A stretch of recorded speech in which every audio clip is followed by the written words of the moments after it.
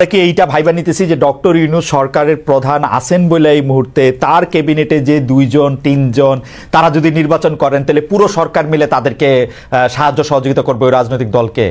আমরা কি ভারতে উদাহরণ এতদিন পর্যন্ত দেই নাই? আমরা কি একটু আস্থা ডক্টর ইউনূসের উপরে রাখতে পারবো না যে উনি সরকারে থাকলেও সরকারের মধ্যে থেকে ক্যাবিনেটের 2-3 জন গিয়া ইলেকশন করলে উনি পুরা ইলেকশন প্রভাবিত হইতে দিবে, বা এই নির্বাচন কমিশন এই আস্থা আমাদের ডক্টর ইউনূসের উপর? মির্জা ফখরুল ইসলামগীর এই আস্থা রাখলেন? মির্জা ফখরুল ইসলামগীর মির্জা ফখরুল ইসলাম আলমগীর কথা বাদ দেন, আমি আমার কথা বলি।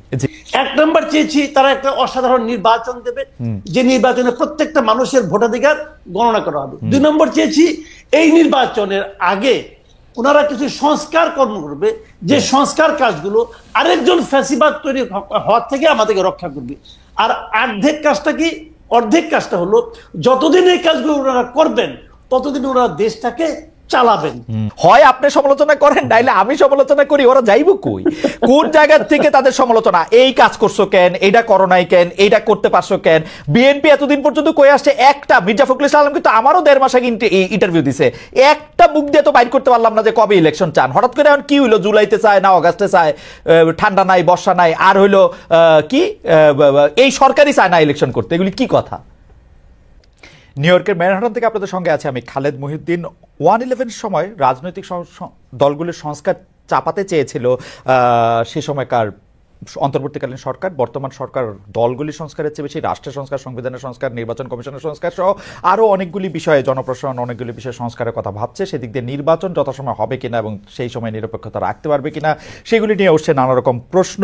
এইসব প্রশ্নের মধ্যে আবার নতুন করে বিএনপির অবস্থানও নানা রকম প্রশ্ন জন্ম দিয়েছে। ছাত্রদের মধ্যে বৈষম্য বিরোধী ছাত্রদল নতুন রাজনৈতিক দল গঠন করবে কিনা সেগুলি নিয়েও আছে নানা রকম আলাপ। এসব বিষয় নিয়ে কথা বলার জন্য এই মুহূর্তের সবচেয়ে মনে হয় জনপ্রিয় রাজনৈতিক ভাষ্যকার, জ্যেষ্ঠ সাংবাদিক জনাব মাসুদ কামাল রয়েছেন আমাদের সঙ্গে। জনাব মাসুদ কামাল, আপনি আমাদের সঙ্গে যুক্ত হয়েছেন, আমাদেরকে সময় দিয়েছেন, সেজন্য আমাদের কৃতজ্ঞতা এবং ধন্যবাদ জানবেন।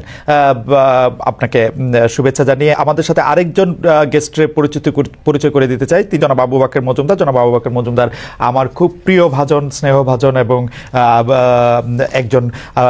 একজন আমি কি বলবো ছাত্র রাজনীতিবিদ, সমন্বয়ক কর্মী।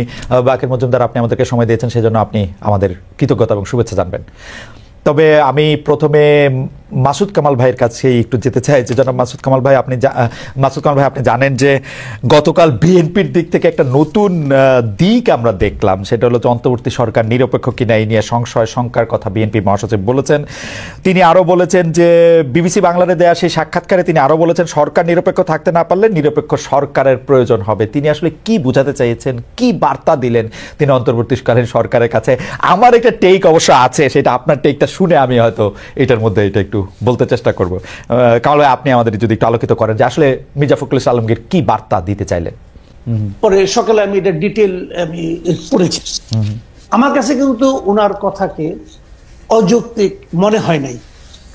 উনি যেটা বলার চেষ্টা করেছেন যে যদি এই সরকার নির্বাচন পর্যন্ত নিরপেক্ষ থাকতে না পারে তাহলে নিরপেক্ষ সরকারের অধীনে ওনারা নির্বাচন চাইবেন এবং তখন নতুন সরকার গঠনের প্রশ্ন হতে উঠবে। এগুলো আকার ইঙ্গিতে বলা হয়েছে জিনিসটা। আরেকটা জিনিস উনি বলেছেন এখানে যে কেন নিরপেক্ষ থাকতে পারবে না বলে উনি মনে করেন, সেই কথাটা আমি ওনার অন্য একটা কথা আমি পেয়েছি। সেটা কিন্তু বলেছেন যে এই সরকারের মধ্যে যারা আছেন, সরকারের যারা পার্টনার হিসেবে আছেন, তাদের কেউ কেউ তো রাজনৈতিক দল করার চেষ্টা করছেন এবং তারা রাজনীতি করবেন এবং নির্বাচনেও অংশ নেবেন বলে নানা ধরনের কথাবার্তা ওনারা শুনেছেন অথবা দেখেছেন। দেখাও যাচ্ছে, অনেকেরই দেখা যাচ্ছে তারা রাজনীতি করবেন, নির্বাচন করবেন, সে ধরনের প্রস্তুতি এলাকাতেও দেখা যাচ্ছে।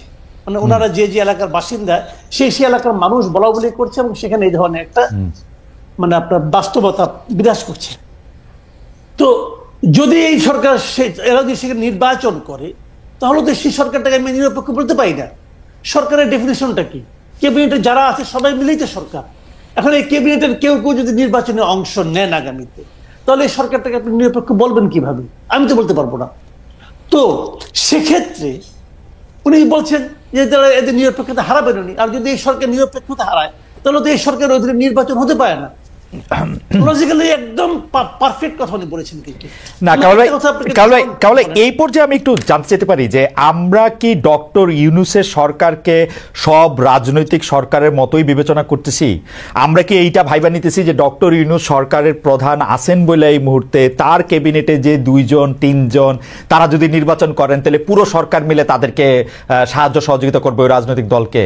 আমরা কি ভারতে উদাহরণ এতদিন পর্যন্ত দেই নাই, আমরা কি একটু আস্থা ডক্টর ইউনূসের উপরে রাখতে পারবো না যে উনি সরকারে থাকলেও সরকারের মধ্যে থেকে ক্যাবিনেটের 2-3 জন গিয়া ইলেকশন করলে উনি পুরা ইলেকশন প্রভাবিত হইতে দিবে, বা এই নির্বাচন কমিশন এই আস্থা আমাদের ডক্টর ইউনূসের উপর? মির্জা ফখরুল ইসলাম আলমগীর এই আস্থা রাখলেন? মির্জা ফখরুল ইসলাম আলমগীর জি মির্জা ফখরুল ইসলাম আলমগীর কথা বাদ দেন, আমি আমার কথা বলি। শুনেন, ডক্টর ইউনূসকে আপনি কিভাবে বিচার করেন? ডক্টর ইউনূসকে এই দেশের মানুষ 8 তারিখের আগে পর্যন্ত যেভাবে দেখেছেন আর আজকে যেভাবে দেখছেন, আপনি দুটার মধ্যে মিল পেতে পারেন, আমি পাই না। 8 তারিখের আগে ডক্টর ইউনূস ছিল সারা দেশের মানুষের কাছে একটা আস্থার প্রতীক, উনি আমাদের অনেক কিছু করে দিবেন। আজকে কি তাই মনে করেন আপনি? নো, বাংলাদেশের বাস্তবতা সেটা বলে না। কামাল ভাই আমি আপনার কাছে একটু জানতে চাই, আপনি যে বললেন ডক্টর ইউনূসকে সারা দেশের আস্থার প্রতীক মনে করেছেন, বাংলাদেশের মানুষ কোনোদিন কাউরে আস্থার প্রতীক মনে করে? যখনই তাকে যেই কাজটা দিতে চায় তখনই তো আমরা তার সমালোচনা করতে থাকি। যেই মুহূর্তে আমরা যে জীবনে গাড়ি চালায় নাই সে ড্রাইভারে কইতে থাকে এমনি চালান অমনে চালান। আমি বলতে চান আপনাকে, জি বলেন। বাংলাদেশের মানুষ সবচেয়ে দ্রুত মানুষকে আস্থার প্রতীক মনে করে, সবচেয়ে দ্রুত। আর বাংলাদেশের মানুষ সবচেয়ে দ্রুত মানুষকে ওই জায়গা থেকে সরাই আনে। আমি এক্সাম্পল দিয়ে বলি আপনাকে, তাহলে বুঝবেন। একটা প্রবাদ আছে গ্রামে, বুঝছেন? সেই প্রবাদটা হলো, সেই মানুষটা তত বেশি ভালো যেই মানুষ সম্পর্কে আপনি যত কম জানেন। ট্রু। 8 তারিখের আগ পর্যন্ত রাষ্ট্রনায়ক হিসেবে, সরকার প্রধান হিসেবে ডক্টর ইউনূস কতটা ভালো কেউ জানতো না। এই জন্য উনি ছিলেন আস্থার প্রতীক। যে উনি সরকার প্রধানের দায়িত্ব নিলেন, যেই মাত্র উনি সরকার প্রধানের দায়িত্ব নিলেন, নিয়ে উনি একটা উপদেষ্টা পরিষদ গঠন করলেন। সেই উপদেষ্টা পরিষদ গঠন করার সঙ্গে সঙ্গে ওনার প্রতি অনেকের আস্থা কমতে থাকলো, তাদের মধ্যে আমিও একজন। আমি শুরু থেকেই বলেছি এই উপদেষ্টা পরিষদ দিয়ে উনি এত বড় কাজ করতে পারবেন না। আমি বলেছি ভাই, আমি আমার অভিজ্ঞতা থেকে বলেছি, এই উপদেষ্টা পরিষদে অনেককে আমি চিনি, যে জন্য আমি বলেছি পারবেন না। এবং এখন দেখেন উনি পারছেন, উনি খুব ভালো পারছেন। আপনি বাংলাদেশের যে কোনো কি জিজ্ঞাসা করে বলেন, ভাই উনি কি খুব ভালো পারছেন? দেখেন আপনি উত্তরটা কি পারছেন না। কামাল ভাই, আপনার সাথে কথা বলা খুবই ফ্যাসিনেটিং, কিন্তু আপনি যে প্রথম থেকে আমি বলতেছেন, আমি আপনার প্রায় সব শো, আপনি যত জায়গায় আমন্ত্রিত হয়ে যান, আপনার নিজের কথা যে শোটা আছে সেটা আমি প্রায় সবগুলি শো দেখে একাধিকবার দেখে আপনি আসলেই শুরু থেকে এই কথা বলে আসতেছেন যে আসলে এটা পারবে না, এই উপদেষ্টা পরিষদ দিয়ে চলবে না। এজ ইফ বাংলাদেশে কোনো মন্ত্রী পরিষদ দিয়ে জীবনে চলছিল, সব চোর বাটপার, এরা তো মন্ত্রিত্ব চালাইছে। এই আগের সরকারে আমরা দেখছি, তাদেরকে আমরা পারছি, এটা আপনি কেমনে বলবো যে এরা পারছিল? আমি কি তাদেরকে বলছি তাদেরকে আমি ভালোবেসে বলেছি? না, বলেন না, বলেন না। আমি কি বলেছিলেন? 5ই আগস্টে যে ঘটনাটা ঘটেছে এই দেশে, এটা এই দেশের জন্য একটা অভূতপূর্ব ঘটনা। যে দেশে একটা অভূতপূর্ব ঘটনা ঘটতে পারে, সে দেশে একটা অভূতপূর্ব সরকার আসবে, এই প্রত্যাশাকে আমি করবো না? আমি করেছি। আমি বলি আপনাকে, আমি অগাস্টের প্রথম দিন পর্যন্ত আমি কিন্তু প্রত্যাশা আমি করতে পারিনি, সাহস পাই নাই যে শেখ হাসিনা থাকবে না। আমি সাহস পাই নাই, কিন্তু যেদিন ঘটে গেছে সেই দিন আমার কাছে মনে হয়েছে আসলেই ঘটে গেছে। খেয়াল করেন কিন্তু, তাহলে আমার প্রত্যাশার বাইরে একটা ঘটনা ঘটেছে। তখন তো আমি ভাবতেই পারি যে যাদের কারণে, যাদের মাধ্যমে এত বড় একটা ঘটনা ঘটতে পারলো, তাদের অংশগ্রহণে, তাদের সাপোর্টে আমরা একটা অভূতপূর্ব সরকার পাবো, এই প্রত্যাশা করবো না? অবশ্যই আমি প্রত্যাশা করেছি। আমি কিন্তু আগের সরকারের সঙ্গে তো তুলনাই করতে চাই না। অবশ্যই তুলনা করলে আমাদের এখানে অনেক সৎ লোক আছে, এতে কোনো সন্দেহ নাই, সততা নিয়ে তুলনা আমি করতেই পারবো না। কিন্তু আমার কথাটা হলো কি, যে এই সরকারের কাছে আমরা কি চেয়েছি? আমরা চেয়েছি আড়াইটা জিনিস, সিম্পলি আড়াইটা জিনিস। আড়াইটা কি কি? 1 নম্বর চেয়েছি তারা একটা অসাধারণ নির্বাচন দেবে, যে নির্বাচনে প্রত্যেকটা মানুষের ভোটাধিকার গণনা করা হবে। 2 নম্বর চেয়েছি এই নির্বাচনের আগে ওনারা কিছু সংস্কার কর্ম করবে, যে সংস্কার কাজগুলো আরেকজন ফ্যাসিবাদ তৈরি হওয়ার থেকে আমাদেরকে রক্ষা করবে। আর অর্ধেক কাজটা কি? অর্ধেক কাজটা হলো যতদিন এই কাজগুলো ওনারা করবেন ততদিন ওরা দেশটাকে চালাবেন, আর কিছু চাই নাই কিন্তু রে ভাই। কিন্তু ওই অর্ধেক কাজ যেটা, ওটা শুরুর থেকেই এত ব্যর্থতার মধ্যে চলে আসলো যে বাদ বাকিগুলি সন্দেহের মধ্যে ঢুকে পড়লো। সংস্কার নামে তারা যা করলেন, এটা তো একটা লেজে গোবরের অবস্থা হয়ে গেছে সংস্কারটা। আচ্ছা কামাল ভাই, আমি আপনার কাছে আসতেছি, শুধু একটা বিচার দিয়ে রাখি যে আমরা যে সবকিছু চাপাইতেছি যে হ্যাঁ একটা অভূতপূর্ব সরকার আমরা পাইছি, এদের কাছ থেকে আমাদের অনেক কিছু চাওয়ার ছিল, তা আমাদের এখানে কোনো রোল নাই। আমরা 150টা আন্দোলন কইরা 5 মাসের মধ্যে তাদেরকে ইয়া করে তুললাম। আমরা যে কোনো জায়গায় হয় আপনি সমালোচনা করেন, নাইলে আমি সমালোচনা করি, ওরা যাইব কই? কোন জায়গা থেকে তাদের সমালোচনা? এই কাজ করছো কেন, এইটা করো নাই কেন, এইটা করতে পারছো কেন? বিএনপি এতদিন পর্যন্ত কই আসছে একটা, মির্জা ফখরুল ইসলাম কিন্তু আমারও 1.5 মাস আগে ইন্টারভিউ দিছে, একটা মুখ দিয়ে তো বাইর করতে পারলাম না যে কবে ইলেকশন চান। হঠাৎ করে এখন কি হইলো, জুলাইতে চায় না অগাস্টে চায়, ঠান্ডা নাই বর্ষা নাই, আর হইলো কি এই সরকারই চায় না ইলেকশন করতে, এগুলি কি কথা? আমি বলবো নাকি আপনি 2 মিনিট একটু বইলা নেন, আপনার একটু শোনা দরকার আছে। আমি যাইতেছি, বাকের আসতেছি আপনার কাছে জনাব মজুমদার, আমি আসবো একটু, জাস্ট একটু কামাল ভাইকে শুনে আসে। জি দেখেন, মির্জা ফখরুল আগে কি বলছেন এখন কি বলছেন, এটাকে আমি ডিফেন্ড করবো না, এটা ওনার পলিটিক্স। দেখেন বিএনপি কিন্তু উনি কিন্তু বিএনপির মুখপাত্র এই দেশে, তাই না, মুখপাত্র, কাজে উনি কিন্তু বিএনপির পলিটিক্যাল কথাটাই বলবেন। বিএনপি আসলে কি চায়? তারা ক্ষমতায় যেতে চায়, simple, clear and simple. BNP ক্ষমতায় যেতে চায় এবং তারা অনেকদিন ধরে ক্ষমতার বাইরে আছে। তারা মুখে বলে আমরা ক্ষমতার মাধ্যমে দেশকে একটা অসাধারণ দেশ দিব, কি দিবে আল্লাহ মালুম আর ওনারা মালুম, আমি বলতে পারবো না, সেটা এক জিনিস। কিন্তু ওনাদের তো এটা পলিটিক্স, উনি তো ওই কথাটাই বলবেন। ওনার কথা একটা। সমালোচনা যেটা আমরা করি, সমালোচনাটা আমরা কেন করি বলেন তো? আমি কি ইউনূস সাহেবকে নামাই যাওয়ার জন্য সমালোচনা করছি? নো, আমি চাচ্ছি যে ইউনূস সাহেব যেন ঠিক কাজটা করেন। ওকে, এবং এটা করার জন্য বারবার ওনাকে হ্যামারিং করতেছি, ভাই আপনি ঠিক কাজটা করেন, ঠিক কাজটা করেন। উনি কি ঠিক কাজটা করতে পাচ্ছেন না?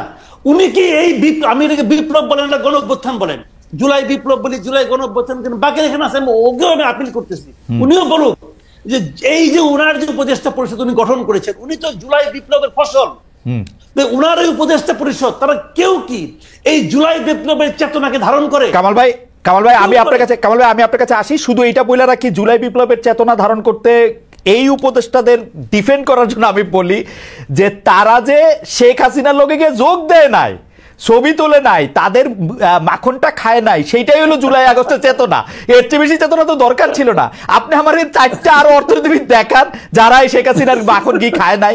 ওই আমি আসতেছি আপনার কাছে কামাল ভাই, আমি একটু জনাব বাকের মজুমদারের কাছে আসি, উনি অনেকক্ষণ ধরে ওয়েট করতেছেন। জনাব বাকের মজুমদার, এই প্রসঙ্গেই আপনার একটু আমি জানতে চাইবো যে বিএনপি মহাসচিবের বিবিসি বাংলায় দেওয়া সাক্ষাৎকার আমি কালকে যখন দেওয়া হয়েছে তখনই আমি সঙ্গে সঙ্গে পড়ছি, কিন্তু আজকে যখন আমি জনাব নাহিদ ইসলাম উপদেষ্টাদের একজন এবং সমন্বয়কদের আরেকজন আপনাদের জনাব হাসনাদের প্রতিক্রিয়া পড়লাম, তখন আমার কাছে মনে হয়েছে বিএনপি ঠিকই বলছে। কারণ জনাব নাহিদ ইসলাম দেখেন কি সব কথা কইতেছে যে নিরপেক্ষ সরকারের দাবি মূলত আরেকটা 1-11 সরকার গঠনের ইয়া বহন করে। 1-11 সরকারের ওয়ার্স্ট ভিকটিম হচ্ছে বিএনপি কেন একটা 1-11 সরকার করতে চাইবে? ওইটার মধ্যে এইটা আছে, বিএনপি আওয়ামী লীগের সাথে একটা আতাত করতে চায়। বিএনপির নেতৃত্ব সম্পর্কে আওয়ামী লীগের এই পালিয়ে যাওয়া প্রধানমন্ত্রী যে সব কথাবার্তা বলছে, এটা পাগলেও বিশ্বাস করবে বিএনপি আওয়ামী লীগের সাথে একমত হতে চায়। এইটা কি এইরকম আপনারও মনে হয় কিনা জনাব মজুমদার, যে আপনারা বেশি দিন আর কিছুদিন সরকারে থাকতে চান, সরকারে থাকার মজাটা আপনারা পাইছেন, এইটা আপনাদের মনে হয় কিনা জনাব মজুমদার? ধন্যবাদ খালেদ ভাই আপনাকে। কিন্তু আমি নাহিদ ভাই যে বক্তব্য দিয়েছে, যে স্ট্যাটাস দিয়েছে, এবং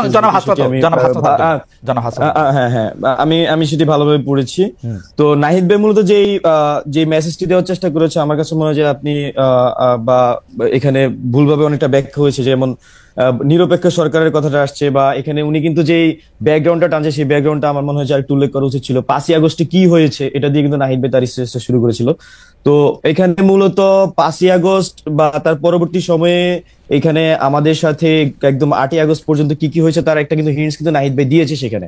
তো এখানে 5ই আগস্টে যেমন নাহিদ ভাই গল্পটা বলেছে, আপনার জুলাইয়ের অনেক গল্প আছে যেগুলো আসলে আমরা জাতীয় ঐক্যের স্বার্থে, ভাই কিন্তু জাতীয় ঐক্যের কথা বারবার সেখানে উল্লেখ করেছিল, আপনি হয়তো পড়েছেন। জাতীয় ঐক্যের স্বার্থে আমরা অনেক কথা কিন্তু এখনো এই বলি নাই, বা এখানে রাজনৈতিক বিভাজনের যে রাজনীতি সেটা কিন্তু আমরা চাই নাই। তো সবকিছু মিলে কিন্তু আমরা জাতীয় ঐক্যের স্বার্থে আমরা অনেক কিছু মুখ চেপেছিলাম, মুখ বুঝেছিলাম, কিন্তু যখন আসলে এরকম মন্তব্য করেন বিএনপির একজন মুখপাত্র হিসেবে মির্জা ফখরুল ইসলাম আলমগীর, তখন আসলে এটা আমাদের জন্য আসলে এভাবে মুখ চেপে থাকা একটু কষ্টসাধ্য। আমি 5ই আগস্টে যে জিনিসটা ঘটেছে, ছাত্রদের সাথে প্রতারণার ঘটনা, আমরা মনে করছি এটা প্রতারণার মধ্যে ঘটেছে। যখন আমাদের উপর গুলি চলছিল তখন পুলিশ গুলি থামায়নি।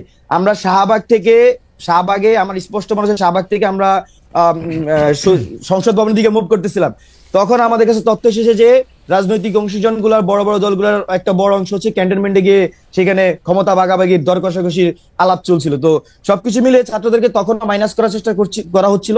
এখনো কিন্তু ছাত্রদেরকে কিন্তু আমরা মনে করছি যে বিভিন্নভাবে অসহযোগিতার মধ্যে দিয়ে বিভিন্ন জন, আমরা সবার কথা বলবো না, একটা বড় অংশ ছাত্রদের বিরুদ্ধে ষড়যন্ত্র করে যাচ্ছে।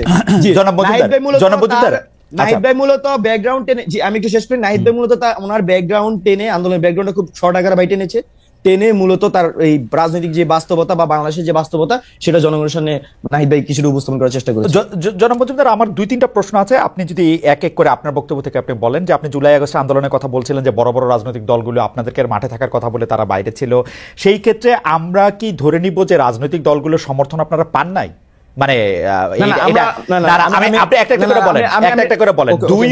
দুই হচ্ছে রাজনৈতিক দলগুলো এটার ব্যাখ্যা দিতে গিয়ে এটা বলেছিল যে যেহেতু এটা সর্বজনের আন্দোলন, এটাকে পলিটিক্যাল আন্দোলন যাতে শুরু থেকে মনে না হয় সেজন্য তারা পিছনে থেকেছেন। এই কথা কি অসত্য কিনা? 3, বারবার বলা হচ্ছে যে শিবির আপনাদেরকে অনেক বেশি সাহায্য করেছে, জামাতে ইসলামী অনেক বেশি আপনাদের সঙ্গে ছিল, সেইটা আপনারা কত বেশি এইটাকে মনে করেন যে এটা ঠিক? এবং আপনারা যে ক্যান্টনমেন্টে গিয়ে ভাগাভাগির কথা আপনি বলেছেন এবং নাহিদ ইসলাম এটা বললেন, এই বিষয়টা কি আপনারা প্রমাণ করতে পারবেন? এই বিষয়টা কিন্তু অনেক বড় এলিগেশন, কারণ 5 আগস্ট শেখ হাসিনা যাওয়ার আগেই আপনারা এই এলিগেশন তুলতেছেন যে 3 আগস্ট তারা গিয়ে সেখানে ভাগাভাগি করছিলাম, আপনারা বিএনপিকে মিন করতেছেন। সর্বশেষ আমি যেটা বলতে চাই যে আপনারা এই কথা বলতেছেন যে ছাত্রদেরকে মাইনাস করার কথা, কিন্তু বিএনপি তো জাতীয় সরকারে গেলে আপনাদের আসলে জাতীয় সরকারে যাওয়া হইতো না, বা ওইটা নাহিদ ইসলাম সাহেবও বলেছেন। এবং আপনারা আন্দোলনের অন্যান্য যারা স্টেক হোল্ডার তারা তো আপনাদের উপর সকল কিছু ছেড়ে দিয়ে চলে আসলেন হচ্ছে বাইরে। আপনারা কিভাবে এখন বলেন যে অন্যরা, মানে একটু যদি আপনি বলেন, আমি আপনার কাছ থেকে একটু শুনতে চাইবো জনাব মজুমদার। আচ্ছা, আপনি প্রথমে প্রশ্ন করেছেন যে রাজনৈতিক দলগুলা কি আন্দোলনে ছিল কি অংশীজন? অবশ্যই আন্দোলনের রাজনৈতিক দলগুলোর যারা সমর্থক ছিলেন, আমরা মনে করি যে একদম মাঠ পর্যায়ে থেকে শুরু করে রাজনৈতিক দলগুলোর সমর্থক আন্দোলনে ব্যাকবোনের মতো ছিলেন। আমরা দেখেছি আমাদেরকে বিভিন্ন পর্যায়ে সহযোগিতা করেছেন। আমি আপনাকে যে কথাটাই বলেছি সেটা হচ্ছে সাংগঠনিক সিদ্ধান্ত আকারে, কিন্তু আমরা যখন আন্দোলন চালাচ্ছিলাম তখন আমরা কিন্তু সাংগঠনিক লিডারশিপের সাথে বিভিন্ন সময় যোগাযোগ করতাম। তো দেখা যাচ্ছে যে আমি বলবো না যে অবশ্যই আন্দোলনে রাজনৈতিক দলগুলোর অনেক বৃহত্তর ভূমিকা ছিল, এটা অবশ্যই স্বীকার তো করবই। আমি বলছি যে কিছু কিছু মোমেন্টাম ছিল, ওই মোমেন্টাম গুলা যখন আন্দোলনের দিক ঠিক করছিল তখনকার আমি কিছু পয়েন্ট আপনাকে আমি বলেছি। এটা কিন্তু আমি পুরা আন্দোলনের কথা বলিনি আপনাকে, আমি কিন্তু বলেছি যে খুবই নির্দিষ্টভাবে 24 জুলাইয়ের কথা বলেছি। আমি আপনাকে 18 জুলাইয়ের কথা বলেছি। 24 জুলাই থেকে আপনাদের লক্ষ্যে সরকার পতন ছিল? আমাদের যখন এখানে আপনার 16 তারিখে আমাদের শিক্ষার্থীদের উপর গুলি চালানো হয়, 17 তারিখে আমাদের ভাইদেরকে হত্যা করা হয়, এবং 18 তারিখেও আমাদের উপর গুলি চালানো হয়, 19 তারিখে গুলি চালানো হয়, 19 তারিখে আমাদের লিডারশিপের একটা বড় অংশকে গুম করে ফেলা হয়। তো তার পরবর্তীতে আমাদের কাছে কিন্তু বিষয়টা ক্লিয়ার হয়ে গেছিল। এবং 19 তারিখে গুম হওয়ার যে প্রেক্ষাপটটা ছিল যে তৎকালীন যে ফ্যাসিস্ট গভর্নমেন্টের আপনার আইনমন্ত্রী ছিলেন, উনি তো আহ্বান করেছিলেন যে ছাত্রদের সাথে বৈঠকের, কিন্তু আমরা কিন্তু তখন খুব স্পষ্টভাবে জানিয়েছিলাম যে গুলির সাথে সংলাপ নয়। সেই প্রেক্ষিতে দেখা যাচ্ছে যে আমাদের লিডারশিপের একটা অংশকে কিন্তু তখন গুম করে ফেলা, এবং আমরা কিন্তু তখন আমাদের কাছে বিষয়গুলো ক্লিয়ার হয়ে যায় যে জি সরকার পতনেরই আন্দোলন করতেছিলেন 24 তারিখ। জি 24 তারিখে আমরা সরকার পতনের আন্দোলনে ছিলাম মেন্টালি, জনগণ আমরা মনে করছি যে। এবং এই সময় রাজনৈতিক দলগুলি আপনাদেরকে আসলে এইটা বলার বা বোঝানোর পরও তারা আপনাদেরকে সহযোগিতা করে নাই, এটা আপনারা মিন করতে? আমি বলবো যে রাজনৈতিক দলগুলোর যারা সমর্থক এবং সাংগঠনিক দায়িত্ব ছিলেন বিভিন্ন পর্যায়ে, তারা আমাদেরকে যথেষ্ট সহযোগিতা করেছেন, তারা মাঠের মধ্যে সেই কাজটি করেছেন, কিন্তু আমরা নেতৃত্ব পর্যায়ে থেকে আসলে গ্রিন সিগন্যাল পাইনি, যেটাকে আসলে গ্রিন সিগন্যাল আকারে আমরা বলছি। সেটা কিন্তু অবশ্যই আমরা অগাস্ট মাসে গিয়ে কিন্তু আমরা সেটা পেয়েছি, সেটা এই একটা আমরা ইসে এসেছিলাম। আপনারা মনে করছেন যে এটা জুলাইতে পেলেই ভালো হতো? জুলাই, হ্যাঁ, এটা কিন্তু 18 জুলাই যদি আমরা পেতাম হয়তো আমাদের এই মানে আমার এটা অগাস্টের যাওয়া হতো না আর কি। আমরা যেটা মনে করছি অগাস্টের 5 তারিখ লাগতো না, সেটা আরো আগে হওয়ার সম্ভাবনা বা সুযোগ ছিল। এই সময় রাজনৈতিক দলগুলো একটা হালুয়া রুটির ভাগে ছিল সরকারের সাথে। না, আমি সেটা স্পষ্ট না, তবে আমাদের কাছে আমাদের কাছে যে তথ্য ছিল আমি সেটা আপনাকে উপস্থাপন করার চেষ্টা করেছি খুবই শর্টলি। বাট আমরা যদি আমাদের কাছে মনে হচ্ছিল যদি আমরা 18 জুলাই বা 17 জুলাই সেই গ্রিন সিগন্যাল সকল পর্ষদ থেকে পেতাম তাহলে আসলে আমাদের এই ডিসিশন নিতে অনেক বেশি সুবিধা হতো। তারপর আমরা যেটা সবসময় আন্দোলনের চেষ্টা করছি সেটা হচ্ছে জনগণের ভাষাকে বোঝার চেষ্টা করছি, মাঠের অবস্থা আমরা বোঝার চেষ্টা করছি, সেই হিসেবে মানুষের ভাষায় কিন্তু আমরা ট্রান্সলেট করে আমাদের কর্মসূচির মাধ্যমে রূপান্তর করার চেষ্টা করছি। আপনারা কিন্তু একটা জিনিস খুব স্পষ্টভাবে দেখেছেন আশা করি, যে এই 3 আগস্ট যখন আমাদের 3রা আগস্ট যখন আমাদের এক দফা ঘোষণা হয় তখন কিন্তু প্রথমে আমাদের যে শহীদ মিনারে আমি সঞ্চালনা করছিলাম, নাহিদ এক দফার ঘোষণা দেয়। তখন শহীদ মিনারে নাহিদ ভাই যখন বক্তব্য দিচ্ছিলেন মানুষজন ওনার ওই বক্তব্যের মাঝামাঝি সময়ে যে এক আঙ্গুল তুলে ফেলছিল পুরো শহীদ মিনারে, মানে প্রেসারটা কিন্তু মাঠ থেকেই ছিল। তো আমাদের আমরা সেই সময় রাজনৈতিক দলগুলো ক্যান্টনমেন্টে গিয়ে আসন ভাগাভাগি করছিল। না এটা 3রা আগস্ট আমি আপনাকে বসেছি না আমি আসন ভাগাভাগির কথা বলিনি ভাই। আমি যেটা বলেছি যে নাহিদ ভাই তার স্ট্যাটাস উল্লেখ করেছে আপনার 5ই আগস্টে যখন আমরা রাস্তায়, তখন হচ্ছে যে রাজনৈতিক দলগুলোর একটা অংশ হচ্ছে যে আপনার ক্যান্টনমেন্টে চলে গিয়েছিল এবং ছাত্রদেরকে সেখানে কিন্তু রাজনৈতিক দলের অংশটা কোথায় আমি নাহিদ ইসলামের স্ট্যাটাস থেকে বরং পড়ি। ছাত্র জনতা যখন রাজপথে লড়াই করছে, পুলিশের গুলি অব্যাহত রয়েছে, তখন আমাদের আপোষকামী অনেক জাতীয় নেতৃবৃন্দ ক্যান্টনমেন্টে জনগণকে বাদ দিয়ে নতুন সরকার পরিকল্পনায় ব্যস্ত ছিলেন। এটা কারা, মানে কোন রাজনৈতিক গ্রুপ? এখানে আপনার ক্যান্টনমেন্টের এখানে তো আমার তো বাহিনী মনে আসছে না, তবে বিএনপি প্রতিনিধি ছিল, তারপর হচ্ছে যে আরো বেশ কয়েকটি দলের প্রতিনিধি ছিল, যেখানে ছাত্রদেরকে 3জন বা 4জন সমন্বয়কের নাম তখন আমরা স্কুল দেখছিলাম, কিন্তু তারা আসলে ছাত্র সমন্বয়ক ছিলেন না, বা আমাদের যারা নেতৃস্থানীয় ছিল কাদের সাথে আসলে তখন ওই যোগাযোগটা হয়নি। তো এই বিষয়টি আসলে আমাদেরকে তো এই সময় মর্মাহত করেছি। জামাত শিবিরের অবস্থান কিরকম ছিল সে সময়? এখানে আন্দোলনের সময় আমাদের রাজনৈতিক ছাত্র সংগঠনগুলো হচ্ছে রাজনৈতিক যে ছাত্র সংগঠনগুলো, বিশেষ করে ছাত্রদল, ছাত্র শিবির বা বামপন্থী ছাত্র সংগঠনগুলো, তারা আমরা মনে করছি যে ভ্যানগার্ডের মতো এই আন্দোলনে ভূমিকা পালন করেছে এবং আপনারা যারা আমাদেরকে সামনে দেখেছেন তারা আমরা নিউক্লিয়াসের মতো আন্দোলনে কাজ করার চেষ্টা করেছি। তো এখানে 24 তারিখের গ্রিন সিগন্যালের কথাটা যেটা বলতেছেন, 24 জুলাই গ্রিন সিগন্যালের যেটা কথা বলতেছেন, যেটা বিএনপি থেকে আসে নাই, সেটা কি জামাত থেকে আসছিল? গ্রিন সিগন্যাল কি জামাত? না, এখানে আন্দোলনের মধ্যে হচ্ছে বিভিন্ন বলা চলে যে বিভিন্ন পর্যায় ছিল। হ্যাঁ, এক পর্যায়ে আমরা আসলে এক ধরনের সহযোগিতা পেয়েছি।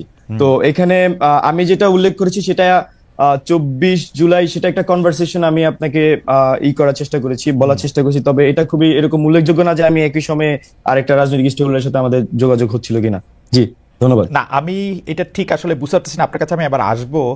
আরেকটা জিনিস একটু যদি আপনি বলেন, এই কথা আপনিও আপনার বলার মধ্যে বলেছেন এবং নাহিদ ইসলাম সাহেবের স্ট্যাটাসে আমি দেখতে পাচ্ছি 3 আগস্ট থেকে আমরা বলে আসছি আমরা কোনো প্রকারের সেনা শাসন বা জরুরি অবস্থা মেনে নিব না। এই প্রস্তাব আপনাদেরকে কে দিতেছিল, সেনা শাসন বা জরুরি অবস্থা? আমরা যখন হ্যাঁ সেটাই বলছিলাম, আমরা যখন ডিবি হেফাজত থেকে ছাড়া পাই, আমরা যেটা চেষ্টা করি যে আসলে মানুষজন এই মাঝখানে তো আমরা আসলে নেটওয়ার্ক থেকে বিচ্ছিন্ন ছিলাম। তো নেটওয়ার্ক থেকে বিচ্ছিন্ন থাকার ফলত আমরা যেটা করেছি, আমাদের যারা আরো আন্দোলনকারী ছিলেন তাদের সাথে আমরা যোগাযোগ করার চেষ্টা করেছি এবং ওই সময় রাজনৈতিক যে পরিক্রমা যেটা চলছিল সেটা আমরা বোঝার চেষ্টা করছিলাম। তো এখানে আমাদের একটা সংশয় ছিল মনে, যদি এখানে আমরা তো আসলে তখন যে আর্মির অবস্থান সেটা আমাদের 3রা আগস্ট ক্লিয়ার ছিল। তো এটা আমাদের কাছে একটা সংশয় ছিল আসলে এখানে 111 হওয়ার পসিবিলিটি। জনাব মজুমদার, আপনি যদি আমাকে একটু সাহায্য করেন, কারণ আপনারা ইয়াং জেনারেশন, আমি আপনাদেরকে খুবই ভালোবাসি এবং আমি মনে করি যে 5 আগস্ট যে শেখ হাসিনার পালাতে হয়েছে, আপনারা রক্তের বিনিময়ে রক্ত সমুদ্রে দাঁড়িয়ে, এবং আরো অনেক সাংঘাতিক কিছু হতে পারতো। আমরা আজকে বাকের মজুমদারের সাথে কথা বলতেছি কামাল ভাই, বাকের মজুমদারও এখানে মারা যেতে পারতো, কারণ ও সবসময় রাস্তায় ছিল। এই শ্রদ্ধা, এই ভালোবাসা আমার সবসময় থাকবে, শুধু আপনি না, আপনাদের সাথে আরো যারা ছিলেন, নাহিদ বলেন, মাহফুজ বলেন, আসিফ বলেন, সার্জিস বলেন, হাসনাত বলেন, সবাই। কিন্তু ঘটনা হইতেছে যে আপনারা যে কথাগুলি বলতেছেন সেগুলি আমরা বুঝতে পারতেছি না কেন। যেমন আপনি বলতেছেন যে 3 আগস্ট থেকে আমাদের কোনো প্রকার সেনা শাসন বা জরুরি অবস্থা আমরা মেনে নিব না, 3 আগস্ট থেকে আমরা বলে আসছি। আমার কথাটা হচ্ছে যে 3 আগস্টে আপনাদেরকে কেউ, এটা ইতিহাসের জন্য যারা জরুরি, যে সেনা শাসন বা এইটার কোনো প্রস্তাব আপনাদের কাছে আসছিল? আপনারা এটা কেন বলতেছেন? এখানে আমরা আশঙ্কা করছিলাম, যেহেতু আমরা আন্দোলনে ফেস আকারে ছিলাম, আমাদের সাথে বিভিন্ন অংশীজন কিন্তু যোগাযোগ করছিলেন, বিশেষ করে আমরা যখন এক দফা ঘোষণার প্রস্তুতি নিচ্ছিলাম তখন আসলে হোয়াট উইল বি নেক্সট কোশ্চেনটা কিন্তু আমাদের সামনে ছিল। তো এখানে জনগণের মধ্যে যে আমরা আশা আকাঙ্ক্ষা প্রত্যাশা দেখেছি এবং মানুষ কিন্তু গুলি করলো, সে একজন ওই পুলিশের ভিডিওটাই আসলে সত্যি ছিল, একটা ভাইরাল ভিডিও হয়েছিল। তো সেই প্রেক্ষিতে আমাদের কাছে মনে হচ্ছিল যে এখানে মানে শেখ হাসিনার মানে এই পতন ছাড়া এখানে আমরা আসলে আমরা নিজেদের শপথ করেছি আমরা ফিরে যাব না, বা যেই আমাদেরকে বারবার ক্যান্টনমেন্টে যেতে বলা হলো, আমরা যেতে অস্বীকার করি। 3 আগস্টের কথা বলা হচ্ছে, বারবার ক্যান্টনমেন্টে কে যেতে বলতেছিল আপনাদের? এটা কোথায় আপনি পড়েছেন? আমি নাহিদ ইসলাম সাহেবের স্ট্যাটাস পড়তেছি। আমাদের এটা 3 আগস্টের ভাই বলছেন যে আমরা 3 আগস্ট থেকে বলে আসছি আমরা কোন প্রকার সেনা শাসন বা জরুরি অবস্থা মেনে নেব না। আমাদেরকে বারবার ক্যান্টনমেন্টে যেতে আমরা যেতে অস্বীকার করি। শেষ পর্যন্ত বঙ্গবন্ধু আলোচনা এবং বার্গেনিং এর মাধ্যমে না আমাদেরকে বারবার ক্যান্টনমেন্টে আমি ক্লিয়ার করি। জি, এখানে দুইটা সেন্টেন্স আলাদা। 3 আগস্টের থেকে বলে আসছে সেটা যেমন এটা একটা আলাদা সেন্টেন্স, আর পরেরটা যেটা বলছে সেটা মূলত 5 আগস্ট পরবর্তী সময়ে। আমি তো পুরো পরিক্রমার সাথে কানেক্টেড ছিলাম, সেজন্য 5 আগস্ট থেকে আপনারা ক্যান্টনমেন্টে যাইতে চান নাই? 5 আগস্ট আপনারা ক্যান্টনমেন্টে যাইতে চান? এখানে আমাদের 5 আগস্ট পরবর্তী সময়ে আমাদেরকে ক্যান্টনমেন্টে যাওয়ার জন্য আহ্বান করা হয়েছিল। তো এখানে আমরা তখন সিদ্ধান্ত নিয়েছিলাম আমরা ক্যান্টনমেন্টে যাব না। আমরা হচ্ছে যে সেটাই বলতে চাচ্ছি যে 5 আগস্টে আপনাদেরকে ক্যান্টনমেন্টে যেতে বলা হয়েছে, তখন আপনারা বলছেন যে আপনারা ক্যান্টনমেন্টে যাবেন না, তাই তো? জি জি জি জি। তারপরে আপনারা পরে 5 আগস্ট পরবর্তী সময়ে আমি আপনাকে এক্স্যাক্টলি না, আমরা ক্যান্টনমেন্টে যাইনি, ক্যান্টনমেন্টে আমরা যাইনি, বঙ্গভবনে যাওয়া হয়েছিল। ভাই পড়ার লাইনে খুবই স্পষ্ট করেছেন, শেষ পর্যন্ত বঙ্গভবনে আলোচনা ও বার্গেনিং এর মাধ্যমে। ওকে, ক্যান্টনমেন্টে যাইতে বলা হয়েছিল কি 5 আগস্ট শেখ হাসিনা পালায় যাওয়ার পরে? সেটাই বুঝতে চাইতেছিলাম, পালায় যাওয়ার আগে নাকি? সেটাই পালায় যাওয়ার পরে। ওকে, জনাব বাকের মজুমদার, আসছি আবার আপনার কাছে। আপনাকে অনেক ধন্যবাদ। জনাব মাসুদ কামাল, এই কথা ঠিক যে আপনি বারবার প্রশ্ন করছেন এই সরকারের বা উপদেষ্টাদের কার্যক্রম, লেজিটিমেসি, তারপরে তাদের স্পিরিট সম্পর্কে, কিন্তু আমি এই কথাটা বলতে চাইছিলাম যে আপনি উপদেষ্টাদের কথা বলছেন যে তারা কে জুলাই আগস্টের স্পিরিট আসলে কেমনে ধারণ করে। তা আমার কাছে সাধারণ একটা লিটমাসের কথা আমি বলছিলাম, যেহেতু তারা শেখ হাসিনার সুবিধার জায়গা থেকে শেখ হাসিনার সাথে তারা হাত মেলান নাই, শেখ হাসিনার ইয়াতে খপ্পরে গিয়া পড়েন নাই, বা ভালোবাসায় গিয়া পড়েন নাই, বা সেই জন্যই তো তাদেরকে বলা যেতে পারে যে তারা এই স্পিরিটের মধ্যে ছিলেন। আপনি একটু কন্টিনিউ করেন, আমি পরের প্রশ্নটা একটু করতেছি আপনাকে। এটা না, আপনার এই লজিকটা এখানে আমি মনে করি গ্রহণযোগ্য নয়। এই কারণে শেখ হাসিনার সঙ্গে ছবি তুলে নেয় এমন লোকের সংখ্যাই কিন্তু বেশি। শেখ হাসিনার সঙ্গে যে তেল মারে নাই এমন লোকের সংখ্যা এই দেশে বেশি ছিল। তো আমি বলেছি যারা তেল মারে নাই, যারা তার সঙ্গে ছবি তুলে নাই, তাদের মধ্যে যোগ্যতা, এক একটা কাজের জন্য এক একজন লোক যোগ্য হয়, সেই যোগ্য লোকটাকে যোগ্য জায়গায় বসানো হয় নাই। সে কারণেই আমি এই সরকারের সাফল্য নিয়ে সন্দেহ পোষণ করেছিলাম। আমি আপনাকে একটা সিম্পল উদাহরণ দিয়ে বলি। এই বাকের মজুমদার, আপনি বললেন যে ও রাজপথে ছিল, ঠিক আছে ছিল, ও রাজপথে থাকাকালীন যাই যে ওকে বলতেন যে বাকের তুমি ভাই আন্দোলনটা খুব মন দিয়ে করো, কারণ যদি তুমি এই আন্দোলন করে শেখ হাসিনার পতন ঘটাইতে পারো তাহলে আমরা নূরজাহান বেগমকে দায়িত্ব দেবো দেশের স্বাস্থ্য ব্যবস্থাকে ঠিক করার জন্য। ও কি বলতো আপনাকে? ভাবেন তো একটা কথা, ও কি বলতো? ভাই নূরজাহান বেগম জিনিসটাকে উনি কে? উনি স্বাস্থ্য ব্যবস্থার কি বুঝেন? উনি কিভাবে একটা এরকম গণ অভ্যুত্থানের পর একটা নতুন সরকারের স্বাস্থ্য ব্যবস্থাকে ঠিক করবেন? সেই কাজটাই কিন্তু করা হয়েছে। নূরজাহান বেগম কি গৃহবধূ একজন মানুষকে ঘরের থেকে ডেকে এনে ওনাকে দেওয়া হয়েছে স্বাস্থ্য ব্যবস্থা ঠিক করে। কিন্তু কামাল ভাই, এইটা তো লিডারের চয়েস। আমরা কিন্তু দেখেছি যে কোচ অনেক সময় সবচেয়ে ভালো খেলে আসা লোকটাকেও খেলায় না। আপনি তো আমার পয়েন্টে বলে দিচ্ছেন ভাই, আমি তো ওই কথাটাই বলছি, লিডারের চয়েস। জি, and that was the tragedy. আমাদের লিডারের একটা ব্যাড চয়েস। আমাদের লিডার এমন একটা চয়েস, ওই চয়েসটা দেখার পরেই তো আমি মন্তব্য করেছি যে এরা পারবে না, চয়েসটা ভালো হয়নি। উনি চয়েস করার সময় উনি সিরিয়াস ছিলেন না। আমি এই কথাটাই বলছি, বারবার বলি যে আমরা যে গভর্নমেন্টটা পেয়েছি, একটা নর্মাল গভর্নমেন্ট এবং একটা গণ অভ্যুত্থানের গভর্নমেন্ট আকাশ পাতাল পার্থক্য হবে তার প্রত্যেকটা চিন্তা, তার প্রত্যেকটা আচরণের মাধ্যমে। অথচ আমরা একটা তারা হবে শার্প, তারা হবে তাৎক্ষণিক। আমরা একটা গভর্নমেন্ট পেয়েছি লেথার্জিক গভর্নমেন্ট। আমি এই কথাটাই বলেছি, এবং তারা নন সিরিয়াস গভর্নমেন্ট। আপনি দেখেন, আমি একটা সিম্পল একটা উদাহরণ দিয়ে বলি আপনাকে। আপনি তো অনেক লোকের অনেক ইন্টারভিউ নিয়েছেন, দেখেছেন আপনি নুরুল কবির সাহেব যে ইন্টারভিউটা নিলেন আমাদের হ্যাঁ, ডক্টর ইউনূস সাহেবের, বলা হয়ে থাকে এ যাবৎকালে এটা হলো বেস্ট ইন্টারভিউ। আমিও তাই বলি, কিন্তু ভাবেন তো যখন নাকি উপদেষ্টাদের যোগ্যতা নিয়ে, উনার যোগ্যতা নিয়ে নুরুল কবির প্রশ্ন করলেন, উনি কি বললেন? উনি বললেন যে আমি তো এই জগতের লোক না, আমাকে জোর করেছে নিয়ে এসেছি, আমি কিছু জানি না, আমি বোঝার চেষ্টা করতেছি, দেখতেছি কি হয়, দেখি কতটুকু করা যায়। তারপর যখন বললেন যে আপনার উপদেষ্টা তো অনেক কিছু পারছেন না, ওনাদেরকে আমি কি বলবো, আমি নিজেও তো পারি না, তো ওনাদেরকে আমি কিভাবে বলবো? আপনার এই কথাগুলো শুনতে মনে হয় যে না, কি বিনয়ী লোক, কি সুন্দর লোক, নিজের কথা স্বীকার করলেন। আপনি আমাকে বলেন ভাই, এটা কি ট্রায়াল এন্ড এরর ভিত্তিতে কাজ করার জায়গা? না কামাল ভাই, আমি একটু ডক্টর কামাল ভাই, আমি একটু আপনার কাছ থেকে শেখার জন্যই একটু আপনার এই জায়গাটা থেকে বলি যে ডক্টর ইউনূস এটা অকপটে স্বীকার করেছেন যে তার তাড়াহুড়া ছিল, তিনি সব লোককে চেনেন না, তাকে এই লোককে নিতে হয়েছিল। কিন্তু আপনি তো আরেকটা জিনিস খেয়াল করবেন কামাল ভাই, উনাকে কিরকম জায়গায়, কিরকম একটা বাইনারির মধ্যে হাঁটতে হয়েছে। তিনি আওয়ামী লীগের লোক নিতে পারবেন না, তিনি বিএনপির লোক নিতে পারবেন না, তিনি এক্সট্রিম বাম লোক নিতে পারবেন না, তিনি এক্সট্রিম ডান লোক নিতে পারবেন না, তাকে মাঝামাঝি কিছু লোককে পছন্দ করতে হয়েছে।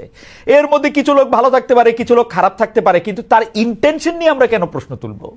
আপনি দেখেন এতগুলি কনস্ট্যান্ট যদি কামাল ভাই আপনাকেও দেই, এতগুলি কনস্ট্যান্ট আপনাকে দিলে আপনার জন্য কঠিন হবে একটু। আমি বলি আপনাকে, শুনুন, আপনি চমৎকার প্রশ্ন করেছেন। ইন্টেনশন অবশ্যই ইম্পর্টেন্ট। আপনি একটা ভালো ইন্টেনশন নিয়ে একটা খড়ের গাদায় একটা মেসের কাঠি জ্বালাই দেন, জ্বলবে না আগুনটা ভাই? জ্বলবে। ইন্টেনশনে কিন্তু আগুন নিভাবে না, রাইট? ইন্টেনশনে কিন্তু তাপ কমাবে না, রাইট? সেই তাপটা তো আমার গায়ে লাগতেছে। আপনি শুনেন, সারল্য, ভদ্রতা, নম্রতা, এটা কিন্তু যোগ্যতার বহিঃপ্রকাশ নয়। আপনি একটা যুদ্ধে নেমেছেন, ইটস এন ওয়ার। আপনি সেই যুদ্ধে আপনি পারছেন না রে ভাই। আপনি বলছেন যে আমি দেখি ট্রায়াল এন্ড এরর বেসিসে। শুনেন, আপনার সামনে দিকে তার ছিল, খোলা তার, একজন আপনাকে বললো ভাই তারটার মধ্যে কি ইলেকট্রিসিটি আছে? আপনি বলেন যে ঠিক আছে, হাত দিয়ে দেখি তো ইলেকট্রিসিটি আছে কিনা। আপনি কি হাত দিয়ে দেখবেন? আপনি যদি হাত দিয়ে দেখেন, যদি থাকে তাহলে এটা ধরবো না, তো ধরলে তো আপনি মরে যাবেন না ভাই। কিন্তু আপনি তো পুরো জাতিকে সঙ্গে নিয়ে হাত দিচ্ছেন। না, এটা কিন্তু ব্যক্তিগত চাওয়া পাওয়ার বিষয় না। আমি আপনাকে বলি, শুনেন, প্রত্যেকটা ক্ষেত্রে এই ঘটনাগুলো ঘটছে। তো আপনি কোন ক্ষেত্রে আপনি বলেন? আপনি জীবনে অনেকদিন সাংবাদিকতা, আপনি বলেন তো, অর্থ বছরের মাঝামাঝি আইসা শতাধিক পণ্য এবং সেবার উপর আপনি ভ্যাট এবং সম্পর্ক শুল্ক জারি করছেন, কার সঙ্গে আলাপ করে করছেন? ওকে, আপনি কার সঙ্গে আলাপ করে করেছেন? আমি একটু আগের থেকে আসি কারণ ভাই, সেইটা হচ্ছে যে আপনি বলতেছেন যে এটা একটা যুদ্ধ, কিন্তু আমি তো দেখতেছি সেইটা হচ্ছে যে তিনি আসছেন শান্তিরক্ষা মিশনে। আমাদের শান্তিরক্ষা মিশন আর্মির যখন আফ্রিকায় যায়, তারা যুদ্ধ করতে চায় না, তারা শান্তিটা বজায় রাখতে যায়। তাদেরকে তো একটা নিরপেক্ষ জায়গা, ডক্টর ইউনূস যুদ্ধ করতে আসেন না। আচ্ছা, খুব ভালো, আপনি চমৎকার উদাহরণ দিচ্ছেন।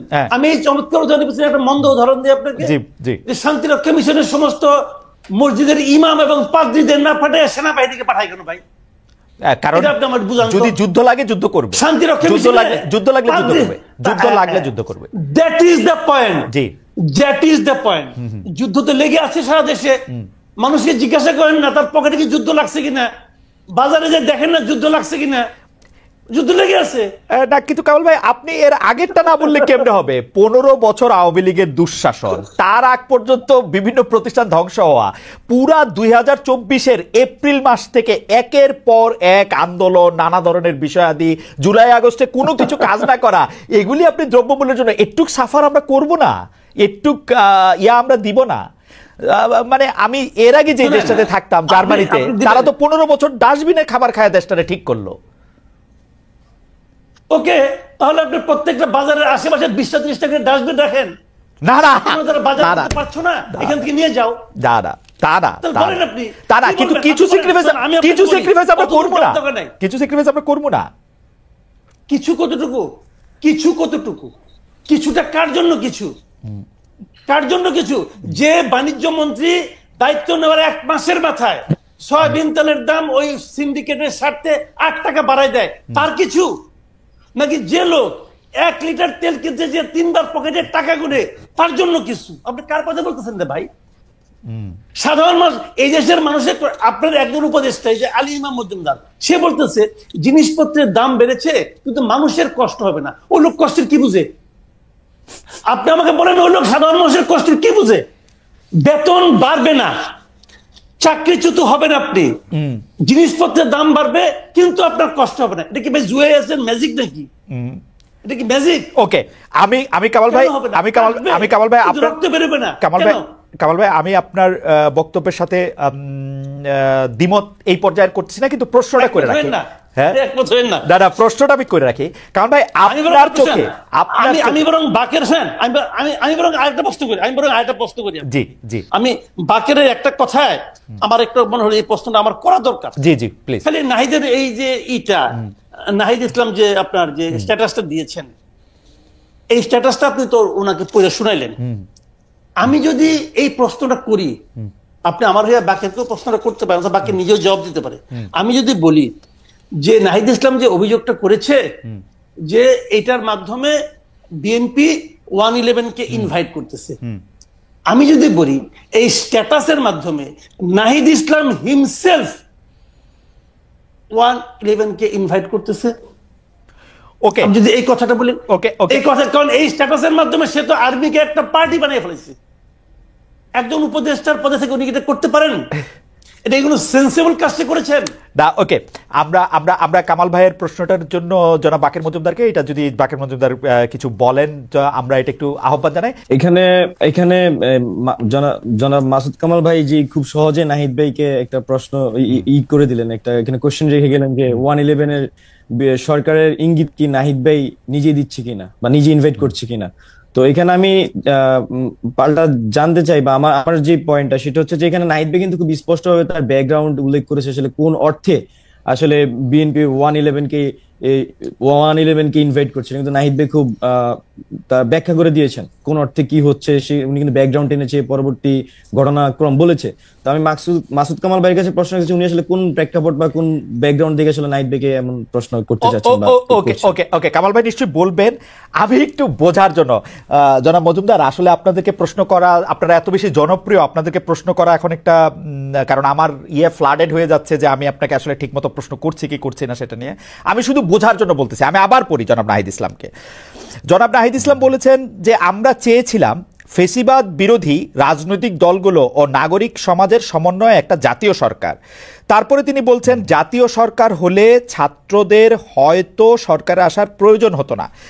মানে রাজনৈতিক দলগুলো নাগরিক সমাজের সমন্বয়ে একটা জাতীয় সরকার, সেটা আপনারা কাকে মিন করেছেন? মানে কারা সরকারে আসে নাই? মানে এটা জাতীয় সরকারটা কে? মানে পরের লাইনে আছে জাতীয় সরকার অনেক দিন স্থায়ী হবে, এই বিবেচনায় বিএনপি জাতীয় সরকার আসতে রাজি হয় নাই। তো বিএনপি রাজি হয় নাই, তার জন্যই কি আর কোন রাজনৈতিক দলকে ইনভাইট করা হয় নাই, নাকি বিএনপি রাজি হয় নাই বইলেই অন্য কোনো সরকার রাজনৈতিক দলগুলো আসে নাই? এখানে না, শুরুতে হচ্ছে 5ই আগস্টে আমরা যখন বিএনপির শীর্ষস্থানীয় নেতৃবৃন্দের সাথে কথা বলি, তখন আমরা আসলে জাতীয় সরকারের আহ্বান করি। তো সেক্ষেত্রে ভাই যেটা বলেছেন সেটাই, জাতীয় সরকার বিএনপি জাতীয় সরকার অনেকদিন স্থায়ী হবে সেই বিবেচনায় বিএনপি আসলে জাতীয় সরকারের সেই সময় আসতে চায়নি। তো বিএনপি যেহেতু এখানে ফ্যাসিবাদের বিরুদ্ধে রাজনৈতিক সংগঠন হিসেবে সবচেয়ে বড় রাজনৈতিক দল এবং বিরোধী দল হিসেবে তো তখন সবচেয়ে বড় বিরোধী দল ছিল ফ্যাসিস্ট আওয়ামী লীগের আমলে। তো সবকিছু মিলে আমরা তো অবশ্যই বিএনপি এখানে একটি অন্যতম গুরুত্বপূর্ণ স্টেক হোল্ডার আমরা বিএনপিকে মনে করি। তো এই সিদ্ধান্তের কারণে, বিএনপির সিদ্ধান্তের কারণে আসলে আমরা এই জাতীয় সরকার গঠনের প্রক্রিয়ায় যেতে পারিনি। আমার কাছে মনে হয় যে আর আপনি যেটা বলেছেন যে অন্যদের এখানে বিএনপি যদি না আসে, আসলে এই জাতীয় সরকারের লেজিটিমেসি নিয়ে আমাদের নিজেদের মধ্যে প্রশ্ন ছিল যে আসলে সবাইকে মিলে যে রাজনৈতিক ঐক্যমতের কথা আমরা বলছি, সেটা যখন বিএনপি এখানে জাতীয় সরকার রাজি হচ্ছে না, সেক্ষেত্রে আসলে আমাদেরকে স্ট্র্যাটেজিক পরবর্তী সিদ্ধান্ত নিতে হয়েছে। আর আরেকটি বিষয় যেটি এখানে ভাই উল্লেখ করেছেন, যে নাহিদ ইসলাম উল্লেখ করেছেন জাতীয় সরকার হলে ছাত্রদের হয়তো সরকার আসার প্রয়োজন হতো না। মানে এটা দ্বারা আমার কাছে মনে হচ্ছে যে এটা খুবই উইলিং আমাদের থেকে প্রপোজাল, যে আসলে আমরা নিজে থেকে যে গভর্নমেন্টে যাওয়ার যে অভিপ্রায় বা আমরা গভর্নমেন্টে যেতে চেয়েছি, বিষয়টা এরকম না। মূলত বিষয়টা ছিল মাঠ থেকে, যেমন আমরা এই মাঠের কর্মসূচিগুলো সবসময় মাঠ থেকে চাপ ছিল, আমরা কর্মসূচিগুলো জনগণের ভাষাগুলা ট্রান্সলেট করার চেষ্টা করেছি, রূপান্তর করার চেষ্টা করেছি। ঠিক একইভাবে 5ই আগস্ট আমাদের উপর এরকম একটা চাপ ছিল যে যাতে গভর্নমেন্টে ছাত্রদের প্রতিনিধিত্ব থাকে। তো সবকিছু এই চাপ কি এখনো আছে জনাব মজুমদার? এই চাপ কি এখনো আছে? মানে এখন আছে বলতে আপনি কোন অর্থে মানে এখনো সরকারে থেকে যাওয়ার চাপ আছে? জনাব নাহিদ ইসলাম, আসিফ মাহমুদরা যাতে সরকারেই থাকেন, মাহফুজ সাহেব যাতে সরকারেই থাকেন, এই চাপ কি এখনো আছে কিনা? সরকারেই থাকেন বলতে বিষয়টা আসলে ক্লিয়ার না। এখানে অন্তর্বর্তীকালীন সরকারে যেহেতু ওনারা উপদেষ্টা হিসেবে দায়িত্ব গ্রহণ করেছেন, এই চাপটা আছে কিনা এখনো? অবশ্যই দায়িত্ব যেই সব মূলত আমাদের যে মূল দায়িত্বটা কি, আমি মনে করছি আমাদের এক দফার যে দুটি অঙ্গীকার করা হয়, একটি হচ্ছে ফ্যাসিলিটি সিস্টেমের সম্পূর্ণ বিলোপ এবং দ্বিতীয়টি ছিল আমাদের নতুন রাজনৈতিক বন্দোবস্ত, আমি খুবই সরকারি যদি বলি। হ্যাঁ, তো এই দুইটি বাস্তবায়নের প্রেক্ষিতে কিন্তু এই ছাত্রদের এক দফা ঘোষণা এবং পরবর্তী তাদের কার্যক্রম, এখন ছাত্রদের প্রতিনিধি হিসেবে যেহেতু 3 জন ছাত্র উপদেষ্টা গভর্নমেন্টে আছেন, আমরা মনে করছি যে গভর্নমেন্টে থেকে তারা মূলত এই গণ অভ্যুত্থানে বা এই আমাদের যে এক দফা ছিল, এই এক দফা বা আমাদের যে জুলাই অভ্যুত্থান, এই জুলাই অভ্যুত্থানের তারা এই দুটি অঙ্গীকার আসলে বাস্তবায়ন করবেন, মানে সর্বসাকুল্যে আমরা মনে করছি। জনাব মজুমদার, আমি যে প্রশ্নটা করতে চেয়েছিলাম সেই প্রশ্নটা হচ্ছে এরকম যে আপনারা তো আসলে জাতীয় সরকার হইলে সব রাজনৈতিক দল এবং মতাদর্শের লোক আসলে ছাত্ররা সরকারে থাকতে চান নাই, যদি আমরা নাহিদ ইসলামের না না বিষয়টা এরকম নাহিদ ভাই, আমার কাছে আমি যদি আবারও পড়ে শুনাই, জাতীয় সরকার হলে ছাত্রদের হয়তো সরকারে আসার প্রয়োজন হতো না, শব্দটা কিন্তু খুবই যে সেন্টেন্স, এখানে অনেক কিছু একসাথে আপনি কিন্তু মিন করতে পারেন। যে প্রয়োজন হতো না, ইট ডাজন্ট মিন যে থাকতে পারতো না, মানে এটা প্রয়োজন হলে থাকতো, যদি মনে করতেছে ওই সময় হয়তো প্রয়োজন হতো না, মানে তার মানে হচ্ছে প্রয়োজন হলেও হইতে পারতো, তাই তো? এখনকার অবস্থাটা কি? এখন কি হয়তো প্রয়োজন আছে? অবশ্যই আমরা মনে করছি এই গভর্নমেন্টে তো অবশ্যই এখানে লেজিটিমেসি আমরা মনে করছি যে একটা বড় লেজিটিমেসি দিচ্ছে হচ্ছে যে আমাদের ছাত্র উপদেষ্টারা, তো সেই ক্ষেত্রে আমরা গভর্নমেন্টের লেজিটিমেসি দিতেছে ছাত্র উপদেষ্টারা। না না, আমি বলছি একটা আমি মনে হয় ওয়ার্ডিং এ ভুল করতে পারি, বাট আমি বোঝানোর চেষ্টা করেছি যে এই গভর্নমেন্টের অন্যতম লেজিটিমেসি হচ্ছে আমরা মনে করছি আমাদের ছাত্র উপদেষ্টারা, যেহেতু ছাত্ররাই আন্দোলনের নেতৃত্ব দিয়েছে এবং তাদের প্রতিনিধিত্ব ছাত্ররাই চেয়েছে, এবং সেই প্রতিনিধি হিসেবে। জনাব মজুমদার, আমি একটু যদি ধীরে বলেন, আমি আপনার এই বক্তব্যটা একটু লিখে নিতে চাই, যে আপনি একটু বলেন তো যে বর্তমান সরকারের অন্যতম লেজিটিমেসি দিচ্ছে আমাদের ছাত্র উপদেষ্টারা। ওকে, ফাইন, ফ্যান্টাস্টিক। আমি একটু জনাব মাসুদ কামাল ভাই আপনার কাছে আসি। জনাব মাসুদ কামাল ভাই, অনেকগুলি বিষয় নিয়ে আসলে কথা বলা যায়, আপনি বলেও আসতেছেন, কিন্তু নতুন নতুন বিষয় নিয়ে আপনার কাছ থেকে জানতে এটা একটা সুবিধা। সেটা হচ্ছে যে বর্তমানে যে কথা হচ্ছে মুজিববাদ, জিয়াবাদ কথাটা আমি জীবনে শুনি নাই। মুজিববাদ কথাটা আমরা ইউনিভার্সিটিতে যখন ছিলাম তখন ছাত্রলীগকে মুজিববাদী ছাত্রলীগ আমরা বলতাম, যারা আমরা ছাত্রলীগ করতাম না তারা। একটু বাইদা ভাই বলে রাখি, আমি অবশ্য ছাত্রদলও করতাম না, এই বাইডারিতে আমাকে ফালানোর দরকার নাই। তো মুজিববাদী এই মুজিববাদ এবং এই জিয়াবাদ, এই ব্যাপারটা কি আসলে, মানে এই বাদগুলি কোত্থেকে আসতেছে আপনি এটা খেয়াল? আচ্ছা, আমি আপনাকে বলেন, একটা এই ছাত্র যারাগুলি বলেন না, ওনাদেরকে আমি জিজ্ঞাসা করি যে শেখ হাসিনা সরকার তো গত 17 বছর মোটামুটি টানা ছিল, এই সময় তারা কখনো শেখ হাসিনার মুখে মুজিববাদ শব্দটাকে শুনেছে কিনা, এটা আমি একটা জানতে চাই। আমি মনে করতে পারি না। জিয়া রহমানের সরকার, জিয়া রহমানের দল অনেক দিন ধরে রাজনীতি করেন, এই জিয়া রহমানের কোন একজন কর্মীর মুখে, নেতাবাদ দেন, কোন একজন কর্মীর মুখে এত বছরে কেউ কখনো জিয়াবাদ শব্দটা শুনেছে? জিয়াবাদটা তো নগদ মনে পড়তেছে না, কিন্তু আপনি এটা ঠিক কইছেন। মুজিববাদ শব্দটা না কইলে হাসিনা তো বছরের নাম দিয়ে দিছিল, মুজিবীয় বর্ষ, জায়গার জোনের নাম দিয়ে দিছিল। আমি ওগুলিকে প্রশংসা করছি না, আমি বলছি জানেন এগুলো বলার জন্য আমাদের এই পাটোয়ারি সাহেব এখন আমাদের জ্ঞান দিচ্ছেন। আজকে দেখলাম পাটোয়ারি সাহেব বলতেছে মুজিববাদ, জিয়াবাদ হবে না, অন্য বাদ। কি বাদ হবে ভাই? আপনার বাদটা কি? পাটোয়ারি বাদ? বাদটা কি রে ভাই? বুঝান না আপনি আমাকে জিনিসটা। বাদের কথাটা আসে করে, বাদ তো বাদ, সব বাদই বাদ না। উনি যেটা বুঝাতে চেয়েছে কামাল ভাই, আমি যেটা বুঝছি, জনাব পাটোয়ারি যেটা বুঝাতে চেয়েছে, আপনি যে এখন উনাদেরকে সমালোচনা কইরা আপনার সমালোচনার ফসল বিএনপির ঘরে উঠতেছে, সেইটাতে আমরা এটা পছন্দ করতেছি না। আপনি বিএনপিরও সমালোচনা করেন, ওনার ঘরে উঠলে উনি পছন্দ করতেন, আমার ওকে ফাইন। কার ঘরে উঠবে আমি জানি না, উনি কি চান যে আমি সমালোচনা করে ওনার ঘরে আমার ফসল উঠাই দেই? হ্যাঁ, ওনার তো আমার আজগুবি লোক মনে হয়। কোথা থেকে মুজিববাদ নিয়ে আসলেন, কোথা থেকে জিয়াবাদ নিয়ে আসলেন? যে লোক জিয়াবাদ ক্রিয়েট করতে পারেন তার ঘরে উঠা উচিত। উনি কোথায় আসে এত যে কথা বলেন ভাই, এগুলো আমি এগুলো বলতে চাই না। সিম্পল মানে বিষয়গুলো হলো জানেন, এগুলো বলে আমরা সবসময় বলি একটা কথা, আমি বলি সবসময় যে ভাই আমরা একটা ঐক্যবদ্ধ জাতি চাই। আমি আগে বহুদিন ধরে একই কথা বলতেছি যে বিভক্ত জাতি কখনো অগ্রসর হতে পারে না। শেখ হাসিনা এই 17টা বছর ধরে এই এক আকাম করে গেছেন, জাতিকে উনি ভাগ করতে চেয়েছেন। চেতনার নামে, মুক্তিযুদ্ধের নামে, ওনার পিতার নামে দেশটাকে ভাগ করার চেষ্টা করছেন। জিয়াউর রহমানের মতো একজন সেক্টর কমান্ডারকে বলে কি উনি পাকিস্তানে চর ছিলেন। রাইট। আপনারা জামাতে ইসলামকে নিষিদ্ধ করতে চেয়েছেন, জামাতে ইসলামকে উনি দরজা পর্যন্ত, অফিস পর্যন্ত খুলতে দেন নাই। এগুলো তো করেছেন, কেন করেছেন? জাতিটাকে ভাগ করতে চেয়েছেন, ভাবছেন যে ডিভাইড এন্ড রুল, আমি অর্ধেককে ভাগ করে রাখবো, কিছু লোককে দৌড়ের উপর রাখবো, আর বাকিরা আমরা রুল করব। এখনো সেই একই প্রক্রিয়া আমরা দেখতে পাচ্ছি, জাতিকে ডিভাইড করা। মুজিববাদী একদল লোক, একদল জিয়াবাদী লোক, আরেকদল পাটোয়ারিবাদী লোক। ভাই হচ্ছে কি দেশে? হচ্ছেটা কি? কিন্তু কামাল ভাই, আপনি চান কি জুলাই আগস্টের মতো একটা রক্তক্ষয়ী এরকম একটা জিনিসের পরে 15 বছর পরে শেখ হাসিনার এরকম জগদ্দল পাথরের মতো চাইপা থাকার পরে একটা দেশ ক্ষমতায় থাকার পরে আমরা ওই বাইনারি দেখবো যে একবার ইলেকশন হবে বিএনপি জিতবে, আরেকবার ইলেকশন হবে বিএনপির বিরোধী যারা আছে তারা জিতবে, ওইটার মধ্যেই থাকবে। আমরা কোনো ধরনের কোনো পরিবর্তন, গুণগত মানগত কিচ্ছু পরিবর্তন আমরা চাইবো না, কিচ্ছু পরিবর্তন আমরা দেখবো না। না, আপনি আমাকে বলেন তো ভাই, নির্বাচন ছাড়া আপনি পরিবর্তনটা কেমনে করবেন? নির্বাচনটা পরিবর্তন করবো এই যে ইউনূস সাহেবের মতো ভালো ভালো উপদেষ্টা, তারপরে যে ছাত্রদের মতো ভালো ভালো লোকরা ক্ষমতায় থেকে গুণগত মান পরিবর্তন আনবে। তারা সৎ লোক, তারা সততা দিয়ে মানুষকে বুঝাবে। পলিটিক্যাল পার্টিদের তো আমরা দেখছি তারা খারাপ।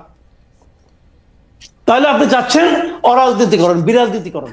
না, রাজনীতি হবে পরে, ওরা যখন রাজনৈতিক দল করবে, ওরা যখন রাজনৈতিক দল করে আসবে তারপরে হবে রাজনীতি।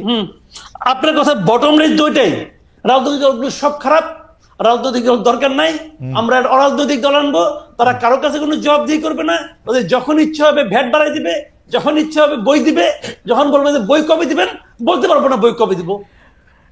আজকে আমরা দেখলাম যে বইয়ের ট্রাক ধরা পড়তেছে। কেন ট্রাক ধরা পড়তেছে? এটাকে আগে শুনছি, কেন শুনি নাই? যদি বই আপনি ঠিক মতো দিতে পারেন তাহলে তো বইয়ের ট্রাক এনে বাংলা বাজারে এনে বিক্রি করার দরকার পড়ে না। শিক্ষা উপদেষ্টাকে জিজ্ঞাসা করে যে ভাই আপনি কবে বই দিবেন, আমি বলতে পারবো না কবে বই দিতে পারবো। যে দেশে শিক্ষা উপদেষ্টা বলে যে কবে নাগাদ বই যাবে উনি জানেন না, তারপরে উনি কেমন ব্যক্তিত্বের মানুষ, কেমন লজ্জাহীন মানুষ, তারপরে উনি শিক্ষা উপদেষ্টা থাকেন? আপনি আমাকে বলেন রে ভাই, এদেরকে আমার যোগ্য বলতে হবে? ভাই আপনি আমার শুনেন, উনাদেরকে আমি খুব ভালোবাসি, কোনো সন্দেহ না, আমি খুব ভালোবাসি। আপনার ভালোবাসাটা একটু একটু একটু একটু কঠিন ভালোবাসা। আমাকে বলেন, আপনি আমি তার চেয়েও ভালোবাসি আমার সন্তানকে, নিজের সন্তানকে। না, আমার পুত্র প্রায়ই বলে যে বাবা গাড়ি চালানো শিখবো আমি, ওর তো গাড়ি চালানোর বয়স হয় নাই, অথবা বুড়া হয়ে গেছে, কিছু একটা হচ্ছে। এখন আমি একটা গাড়ি কিনলাম, বললাম যে যাক আমার ছেলে গাড়ি চালাতে চায়, খুব ভালোবাসি, বাবা তুই চালা। আমরা পরিবার নিয়ে বসলাম, কি লাভ হবে? ওই পোলা মরবে, আমরা পুরো সপরিবার মরবো, গাড়িও নষ্ট হবে। ঘটনা এটাই হবে রে ভাই। অযোগ্য লোকের হাতে গুরুত্বপূর্ণ দায়িত্ব দিলে ঘটনা এরকমই হবে। যোগ্যতা এবং অযোগ্যতা একটা বিষয় আছে, কিন্তু ভালো মানুষ দিয়ে যোগ্যতা ওদের নির্ধারিত হতো তাহলে বাংলাদেশের সব মসজিদের ইমাম আইন আপনি বানাই দিতেন। না না কামাল ভাই, কামাল ভাই আপনি যোগ্য মানুষের কথা বলতেছেন, ভালো মানুষের কথা বলতেছেন, কিন্তু আমার খুব জানতে ইচ্ছে করতেছে আপনি কিসের সাপেক্ষে তুলনাটা করতেছেন? আমাদের 53 বছর বয়সে সাপেক্ষটা কি? মানে কারে আপনি ভালো মানুষ দেখে এদেরকে আপনি খারাপ মানুষ বলতেছেন, কারে আপনি ভালো অ্যাডমিনিস্ট্রেটর দেখে এদেরকে খারাপ অ্যাডমিনিস্ট্রেটর বলতেছেন? আপনি কি জাহিদ মালিকের সাথে তুলনায় বর্তমান স্বাস্থ্য উপদেষ্টারে আপনি খারাপ বলতেছেন? আপনি শুনেন, আপনি যেটা বলছেন সেটা তো এক ধরনের যুক্তি, এবং এটা মনে করেন বাজারে তো যুক্তি আছে, সুযুক্তি আছে, কুযুক্তি আছে, আছে না? এগুলো থাকে, কোনো সমস্যা নেই আমার এটা নিয়ে। বাট আমার কোশ্চেনটা হলো কি, আমার ভালোত্বটা হলো প্রত্যাশার কাছাকাছি কারা আছে। আমি কারোর সঙ্গে কম্পেয়ার করছি না রে ভাই। আমি বাংলাদেশের সঙ্গেও ওই আগে যেরকম সিঙ্গাপুরের সঙ্গে বাংলাদেশে কম্পেয়ার করে মানুষের মধ্যে এক ধরনের স্বপ্ন ঢুকানোর চেষ্টা হইতো, আমি সেই চেষ্টাও করছি না। আমি বলছি যে আমারও তো একটা প্রত্যাশা আছে, এবং আমার প্রত্যাশাটা তো অলৌকিক কোনো প্রত্যাশা না। আমি কিন্তু বলছি না কালকে সব ঠিক হয়ে যাবে। আমি কি প্রত্যাশা করেছিলাম বলেন? দ্রব্যমূল্য বাড়ে কেন? আমরা জেনেছি দুইটা সহজ পদ্ধতি, দুইটা কারণে বাড়ে, চাঁদাবাজির কারণে বাড়ে আর সিন্ডিকেটের কারণে বাড়ে। আমরা মনে করেছি এই সরকারটা এসে এই চাঁদাবাজি বন্ধ করবে, সিন্ডিকেট। কিন্তু কামাল ভাই আপনি বলতেছেন চাঁদাবাজি বন্ধ করতে, কিন্তু আপনি পুলিশ কাজ করতেছে না, আইন শৃঙ্খলা বাহিনীর মধ্যে থেকে সেই আস্থার জায়গাটা নাই, সব জায়গার মধ্যে থেকে একটা সাংঘাতিক রকমের অন্যরকম একটা অবস্থা। তাহলে আপনি এগুলি ঠিক করে আপনি আমাকে বলেন, এরা যখন দায়িত্ব নিলেন পুলিশ বাহিনী যে কাজ করছে না, পুলিশ বাহিনীর মধ্যে মনোবল বৃদ্ধি করতে হবে, এটা ওনারা জানতেন না? জানতেন তো, জানতেন। আচ্ছা, তারপরে ওনারা একজনকে স্বরাষ্ট্র উপদেষ্টা বানালেন, সাখাওয়াত সাহেবকে বানাইলেন। সাখাওয়াত সাহেব দেখলাম 2 দিন দৌড়াদৌড়ি করলো, সাখাওয়াত সাহেব 2 দিন পরে বাদ দিয়ে দিলেন, বাদ দিয়ে আরেকজনকে নিয়ে আসলেন, জেনারেল নিয়ে আসলেন। আগে ছিল ব্রিগেডিয়ার, এবার লেফটেন্যান্ট জেনারেল নিয়ে আসলেন। তো লেফটেন্যান্ট জেনারেল কি দায়িত্ব নিয়ে বুঝেন নাই উনি কি চাকরি করতে আসছেন নাকি দায়িত্ব নিয়ে আসছেন? ওনার দায়িত্বটা কি? পুলিশ বাহিনীকে মনোবল ফিরে আনা। আপনি বলেন মনোবল ফিরে আনার জন্য কি করছেটা কি? পোশাক প্রস্তাব নিয়ে আসছে। পোশাকগুলি দেখছেন পোশাকগুলি কি চেহারা ভাই? এটা কোনো পোশাক হয়েছে? আর এই পোশাক চেঞ্জ করে মনোবল বাড়াই দিবেন? পোশাক চেঞ্জ করলে মনোবল বাড়ায়? কিছু একটা শার্ট পরে আসছে, পাঞ্জাবি পরে আসছে, না কিছু একটা দাদা কিছু একটা তো করতে হবে, চেষ্টাটা তো আছে। কামাল ভাই আমি আবার আসতেছি আপনার কাছে, আপনার বক্তব্যের কিছু একটা তো করতে। সবচেয়ে গুরুত্বপূর্ণ মনে করছেন পোশাক পরিবর্তন। পোশাক পরিবর্তন সবচেয়ে গুরুত্বপূর্ণ পয়েন্ট, যে কারণ পুলিশের মনোবল ফেরানোর জন্য পোশাক পরিবর্তন ছাড়া আর কিছু দেখে না। তাদেরকে আপনি যোগ্য বলবেন? আর কিছু দেখে না কামাল ভাই, এটা কিন্তু একটু ঠিক হইলো না। তারা তার অন্য অনেক কিছু হয়তো দেখতেছে, আমরা জানি না। তারা তো পুলিশকে তারা তো পুলিশকে মানবিক পুলিশ হইতে বলতেছে, তারা তো পুলিশকে গিয়ে চাঁদাবাজি না করতে বলতেছে, পুলিশকে গিয়ে অকারণে গ্রেফতার না করতে বলতেছে, না করতে চেষ্টা করতেছে। আচ্ছা কামাল ভাই আসতেছে আপনার কাছে। যারা বাকের মজুমদার জিয়াবাদ এবং মুজিববাদ সম্পর্কে যদি একটু বলেন, এবং জিয়াবাদ এবং মুজিববাদের এই যে ধারণা আপনারা দিচ্ছেন, একটি বিভক্তের রাজনীতি আপনারা করতে চাচ্ছেন, এবং বিভক্তের রাজনীতি করে আপনারা কি অর্জন করতে চাইছেন সেটা একটু বলবেন কিনা? কেউ বলে থাকেন আপনারা বিশেষ কোনো রাজনৈতিক দল বা গোষ্ঠীর মানে পপুলিস্ট একটা জনমত নিয়ে তাদের পেটের মধ্যে ঢুকে গিয়ে শুধুমাত্র নিজেদের ক্ষমতায় থাকার সময়টাই বৃদ্ধি করতে চাইছেন। জনাব বাকের মজুমদার। আমি একটু ভাই মাসুদ কামাল ভাইয়ের একটু কথা বলতে চাই। উনি যেটা বলেছেন সিন্ডিকেট নিয়ে, আসলে সিন্ডিকেট মূল ঊর্ধ্বগতি আমরা যেটা মাঠে থেকে ছাত্ররা অনেক কিছু আমরা অভিজ্ঞতা এখানে দেখেছি, আমাদের অনেক ধরনের অভিজ্ঞতা হয়েছে মাঠে। আমরা 5 আগস্ট পরবর্তী সময়ে এখানে দ্রব্যমূল্যের ঊর্ধ্বগতির কারণে আমরা দেখেছি যে বিভিন্ন সিন্ডিকেট যেগুলো আওয়ামী লীগের টাইমে সচল ছিল, তারা পরবর্তী সময়ে এখানে নতুন রাজনৈতিক বাস্তবতা মানে নতুন, আমি যদি বলি যে কোথাও এই বড় রাজনৈতিক সংগঠনগুলোর সহযোগিতা নিয়ে তারা সেই সিন্ডিকেট গুলা চালিয়ে যাচ্ছে। তো সবকিছু আপনি কি এই কথা শুনছেন যে সমন্বয়করা সেই সিন্ডিকেটকে অনেকভাবে জিম্মি করতে, সমন্বয়করা এখন বা সমন্বয়কদের নাম ভাঙিয়ে সে চাঁদাবাজি করা হচ্ছে, এইটা কি আপনি শুনছেন? সমন্বয়কদের নাম ভাঙিয়ে চাঁদাবাজির বিষয়টি আমাদের কাছে বিষয়টি এরকম যে এখানে ধরে এখানে যেহেতু বৈষম্যবিরোধী ছাত্র আন্দোলন একটি প্ল্যাটফর্ম আকার এখানে ওয়ার্ক করছে, এখানে কিন্তু বিভিন্ন রাজনৈতিক সংগঠনগুলোর লোকজন কিন্তু ইনফিল্ট্রেট অবস্থা আছে এবং তারা কিন্তু এখানে ওয়ার্ক করছে। তো এই ক্ষেত্রে অনেকে কিন্তু উদ্দেশ্য প্রণোদিত ভাবে এই প্ল্যাটফর্মকে প্রশ্নবিদ্ধ করার জন্য কিন্তু নানা ধরনের ষড়যন্ত্র করে থাকে। তো সেক্ষেত্রে এরকম ঘটনা ঘটা আমার কাছে মনে হয় খুব বেশি আসলে ইলজিক্যাল বা অবান্তর। আমি যেটা বলতে চাচ্ছিলাম যে মূলত এখানে 5 আগস্ট পরবর্তী সময়ে আমরা দেখেছি যে কিভাবে টেন্ডারবাজি, চাঁদাবাজি, তারপর হচ্ছে যে এই দখল, এইসব কিন্তু চলতেছিল।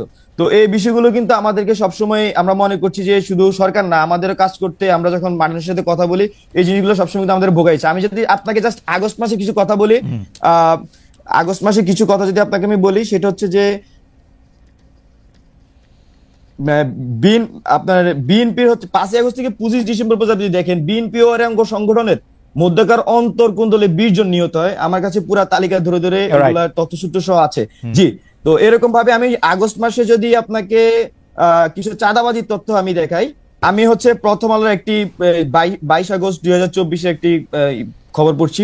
আপনার হেডলাইন হচ্ছে পরিবহনে চাঁদাবাজির হাত বদল আওয়ামী লীগ থেকে বিএনপি। 16 আগস্ট 2024 বিএনপি সাইনবোর্ডের চাঁদা নিয়ন্ত্রণ ও দখলের অভিযোগ। 24 আগস্ট 2024 পরিবহনের চাঁদাবাজি দখলের কর্তৃত্ব হারিয়েছে আওয়ামী লীগ। প্রথম আলো, তারপরে বিবিসি, এরকম একদম আমাদের নাম করা পত্রিকাগুলো নিউজগুলো হচ্ছে এরকম অন্তত 100টা নিউজ আছে শুধু অগাস্ট মাসে। আমি যেটা বলার চেষ্টা করছি, আমি বিএনপি কে এর সংগ্রহ আকারে আমি বলছি না, বরং হচ্ছে যে তৃণমূল পর্যায় থেকে শুরু করে এইখানে আপনার বিভিন্ন সিন্ডিকেট নিয়ন্ত্রণের ক্ষেত্রে কিন্তু আওয়ামী লীগ যখন শুরু যায় নতুন ভাবে এই সিন্ডিকেট গুলো কিন্তু পরিচালনা হচ্ছে এবং সেখানে চাঁদাবাজি হচ্ছে, টেন্ডারবাজি হচ্ছে, অসহযোগিতা হচ্ছে। সেজন্য দ্রব্যমূল্য কিন্তু এই জিনিসগুলো, দ্রব্যমূল্য কিন্তু এই বিষয়গুলোর সাথে কানেক্টেড। আপনি একটা বাস আসতেছে, একটা ট্রাক আছে যেটাতে চাঁদা রাখা হয়, সেক্ষেত্রে সে কিন্তু একটা সেল রেট তার কিন্তু জনাব মজুমদার, আমার স্পেসিফিক দুইটা প্রশ্ন আছে, স্পেসিফিক দুইটা প্রশ্ন আছে এই জায়গায়, প্লিজ আপনি একটু অনুমতি দেন।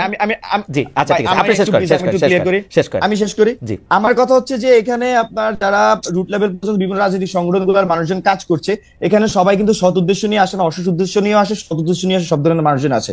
তবে আমরা মনে করি যে একটি সংগঠনের রাজনৈতিক পরিসরে তার উচিত হচ্ছে যে এখানে যে জিনিসটা ভালো কাজে প্রতিযোগিতা করা, কিন্তু আমরা দেখি যে রাজনৈতিক সংগঠনগুলো থেকে সেই পাওয়ার হোল্ড করে মানুষজন কিন্তু এই চাঁদাবাজি টেন্ডারবাজির সাথে বিভিন্নভাবে জড়িয়ে যাচ্ছে। এখন এই ক্ষেত্রে আমাদের সবসময় ছাত্রদের প্রত্যাশা ছিল, বা এই জুলাই অভ্যুত্থানে যারা ছাত্ররা জীবন দিয়েছে তাদের আমরা মনে করছি প্রত্যাশা যে বাংলাদেশে নতুন বাংলাদেশ আসলে চাঁদাবাজি টেন্ডারবাজি থেকে শুরু করে এই সিন্ডিকেট এগুলো চলবে না। কিন্তু আমরা দেখছি যে পুরনো বন্দোবস্ত বারবারই ফিরে আসছে এবং আমরা তার তীব্র বিরোধিতা করে যাচ্ছি এবং সমালোচনা করে যাচ্ছি এবং আমরা মাঠেও চেষ্টা করছি এই বিষয়গুলোকে কিভাবে সমাধান করা যায়। আমি জাস্ট আপনাকে একটা ছোট্ট অভিজ্ঞতা, আমার ব্যক্তিগত অভিজ্ঞতা শেয়ার করি। আমি হচ্ছে ঢাকা মেডিকেল মোড় হচ্ছে যে চা খাই, আপনি হয়তো ঢাকা বিশ্ববিদ্যালয় পরিচালনা জানেন, ঢাকা মেডিকেল মোড়ে আমাদের ইমার্জেন্সি গেটের সামনে আমি চা খাই। এখানে আগে হচ্ছে ছাত্রলীগ চাঁদা তুলতো এবং পুলিশ সেখান থেকে ভাগ নিত, মানে মিলে জিলে ওই সময়কার পুলিশ ছাত্রলীগ চাঁদাবাজি করতো, ভাগ নিত, এবং আওয়ামী লীগের এখানে যুবলীগের নেতারা এটার সাথে জড়িত ছিল। তো এখন 5 আগস্ট পরবর্তী সময় কি হচ্ছে, সেখানে আমি চা খাই, তো সেখানে গিয়ে হচ্ছে যে সবগুলো দোকানদারের কাছে আমরা পৌঁছানোর চেষ্টা করছি, কেউ যদি আপনার কাছে চাঁদা চাইতে আসে সেটা শুধু আমাদেরকে জানাবেন, আমরা যার যথাযথ প্রতিবাদ করব। তো এখন আমরা যেটা দেখেছি যে আপনার সেখানে কিন্তু এই নতুন করে কেউ কিন্তু এই এলাকাতে আপনার চাঁদাবাজি করতে সাহস পাচ্ছে না, একই সাথে এই এলাকার যে পুলিশ সেও কিন্তু ওইভাবে সাহস করতে পারছে না যে আগের মতো করে চাঁদাবাজি করবে। তা আমরা যেটা ভাইয়ের সাথে আমি যেটা এখানে দুইটা জিনিস একসাথে আমি টানার চেষ্টা করেছি, সেটা হচ্ছে 5 আগস্ট পরবর্তী ভাই প্লিজ ভাই আমি একটু শেষ করি। 5 আগস্ট আগে যেভাবে ছাত্রলীগ পুলিশ মিলিয়ে যে সন্ত্রাস চাঁদাবাজি করতো এটা কিন্তু এখন কমে এসেছে। এখানে পুলিশ ওয়ার্ক করতেছে না, ইটস ট্রু, এখানে এখনো ফেসিবাদের দোষ অনেক জায়গায় রয়ে গিয়েছে, বাট এটাও একই সাথে সত্য যে আমি মনে করছি যে অন্তর্বর্তীকালীন সরকার চেষ্টা করতেছে, বা আমাদের এন্ড থেকেও আমরা প্রতিবাদের মাধ্যমে তথ্যের মাধ্যমে আমরা সেই জিনিসটা করে যাচ্ছি। আমি একটু জনাব মাসুদ কামালের কাছে, জনাব মাসুদ কামাল নতুন কোনো প্রশ্ন নেই, আমার মনে হয় যে জনাব বাকের মজুমদার অনেকগুলি প্রশ্নের আপনার জবাব দিয়েছেন, বা যে প্রশ্নগুলি আপনি তুলেছেন সেই প্রশ্নের জবাব দিয়েছেন। আপনি যদি এখন একটু কনক্লুডিং, আমরা একদম শেষ পর্যায়ে কনক্লুডিং 2 মিনিট একটু বলেন, তারপর আমরা এটা আমি 2 মিনিট একটা কথা বলি। সেই জিনিসটা হলো কি, বাকের মজুমদার যে কথাগুলি বললেন, ওনাকে একটা পরামর্শ দিব। যখন মানুষের মনে নানা রকম প্রশ্ন কিন্তু উঠে, সেই প্রশ্নগুলো আপনারা ইয়াং, এখন আপনাদের সামনে বিরাট ভবিষ্যৎ আছে, এই প্রশ্নগুলির সঙ্গে নানা রকম সন্দেহ থাকে, তারা যদি প্রশ্নগুলির জবাব না পায় তখন সেই সন্দেহগুলো একটা বিকৃত চেহারা নিয়ে কিন্তু তাদের সামনে মনে গেঁথে যায়। সেই চেহারাটা সুখকর না, আমরা আপনাদের ওই চেহারাটা দেখতে চাই না, আপনাদের সম্পর্কে ওই ধরনের কথা শুনতে চাই না। আমি রিকোয়েস্ট করবো, আমি রিকোয়েস্ট করবো মাসুদ ভাই শেষ করুক, তারপরে বাকের ভাইও বললেন। হ্যাঁ বলেন। আমি আপনাদের রিকোয়েস্ট করবো যে রূপায়ণ টাওয়ারে আপনাদের বাসা ভাড়া নিয়ে যেহেতু কথাটা উঠেছে, আমিও তুলেছি জায়গায়, আপনারা প্লিজ দয়া করে জানান আপনারা কত টাকা ভাড়া দেন, 1 নম্বর। 2 নম্বর হলো আপনারা যদি চাঁদা উঠে থাকেন তাদের কাছ থেকে রসিদ নিয়ে চাঁদা নেন কিনা সেই তালিকাটা একটু প্রকাশ করেন। এটা হলো ট্রান্সপারেন্সির জন্য প্রয়োজন। আর যে গাড়ির কথা বলেন, বিভিন্ন লোক গাড়ি চড়তে দেয়, উপহার দেয়, যে তুমি আমার গাড়িটা নিয়ে যাও, চিরদিনের জন্য নিয়ে যাও, এগুলো যে বলেন আপনারা না, এগুলো এই দেশের মানুষ শুনে অভ্যস্ত। একসময় আমরা দেখেছিলাম যে ওবায়দুল কাদের হাতে রোলেক্স টোলেক্স, বিভিন্ন ফিলিপ পাতেক, এই ধরনের নানা ধরনের দামি দামি ঘড়ি, যার দাম 30 লাখ 40 লাখ টাকা। ওবায়দুল কাদের সাহেবকে জবাব দিতেন, বলতেন আমাকে অনেকে গিফট আকারে দেয়, বন্ধুরা গিফট আকারে দিলাম, না করবো কেমন করে? ভাই গিফট কি মানুষ এমনি এমনি দেয়? এমনি দেয়? যে দেয় সে কি তার নিজের স্বার্থ আদায়ের জন্য দেয় না? বাংলাদেশের মানুষ এত ভালোবাসা করে, ভাই আমি তো আজকে 2 বছর ধরে চাকরি করি না, আমার তো কেউ ভালোবাসা কিছু দেয় না, ঘটনাটা কি ভাই? ভাই এটা এমনি এমনি দেয়? আচ্ছা, এই আন্দোলনের আগে আপনারা তো অনেক দিন আন্দোলন করছিলেন, তখনও দিত, ক্ষমতা ধরার আগে দিত। কামাল ভাই আমি ঠিক করছিলাম যে মানে এটা কোন রকম ইয়া করব না, কিন্তু দর্শকদের মধ্যে কেউ কেউ জানতে চাইছেন আপনি কি একইভাবে জনাব তারেক রহমান এত বছর ধরে লন্ডনে কিভাবে থাকছেন সেটা আপনি জিজ্ঞেস করেন? অবশ্যই আমি এই প্রশ্ন আমি এই 5 আগস্টের আগেও করেছি, 5 আগস্টের পরেও করেছি। আমি বলেছি ওনার ইনকামটা কি, আমি বলেছি, আমি এখনো প্রশ্ন করি যেহেতু আমরাই প্রশ্ন করি, সাংবাদিকদের আমাদের এই প্রশ্ন করাই আমাদের দায়িত্ব। আপনি শেষ করেন।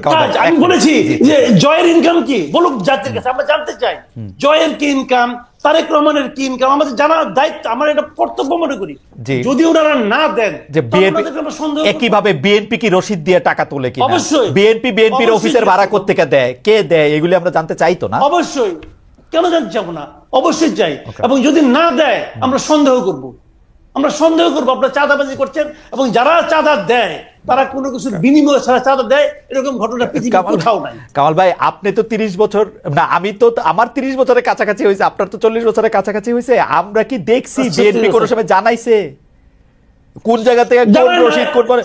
ভাই হ্যাঁ, এই জন্যই তো এই দলগুলোর উপর পরিপূর্ণভাবে আস্থা রাখতে পারি না। ওকে, আচ্ছা ঠিক আছে, রাখতে পারি না। ঠিক আছে।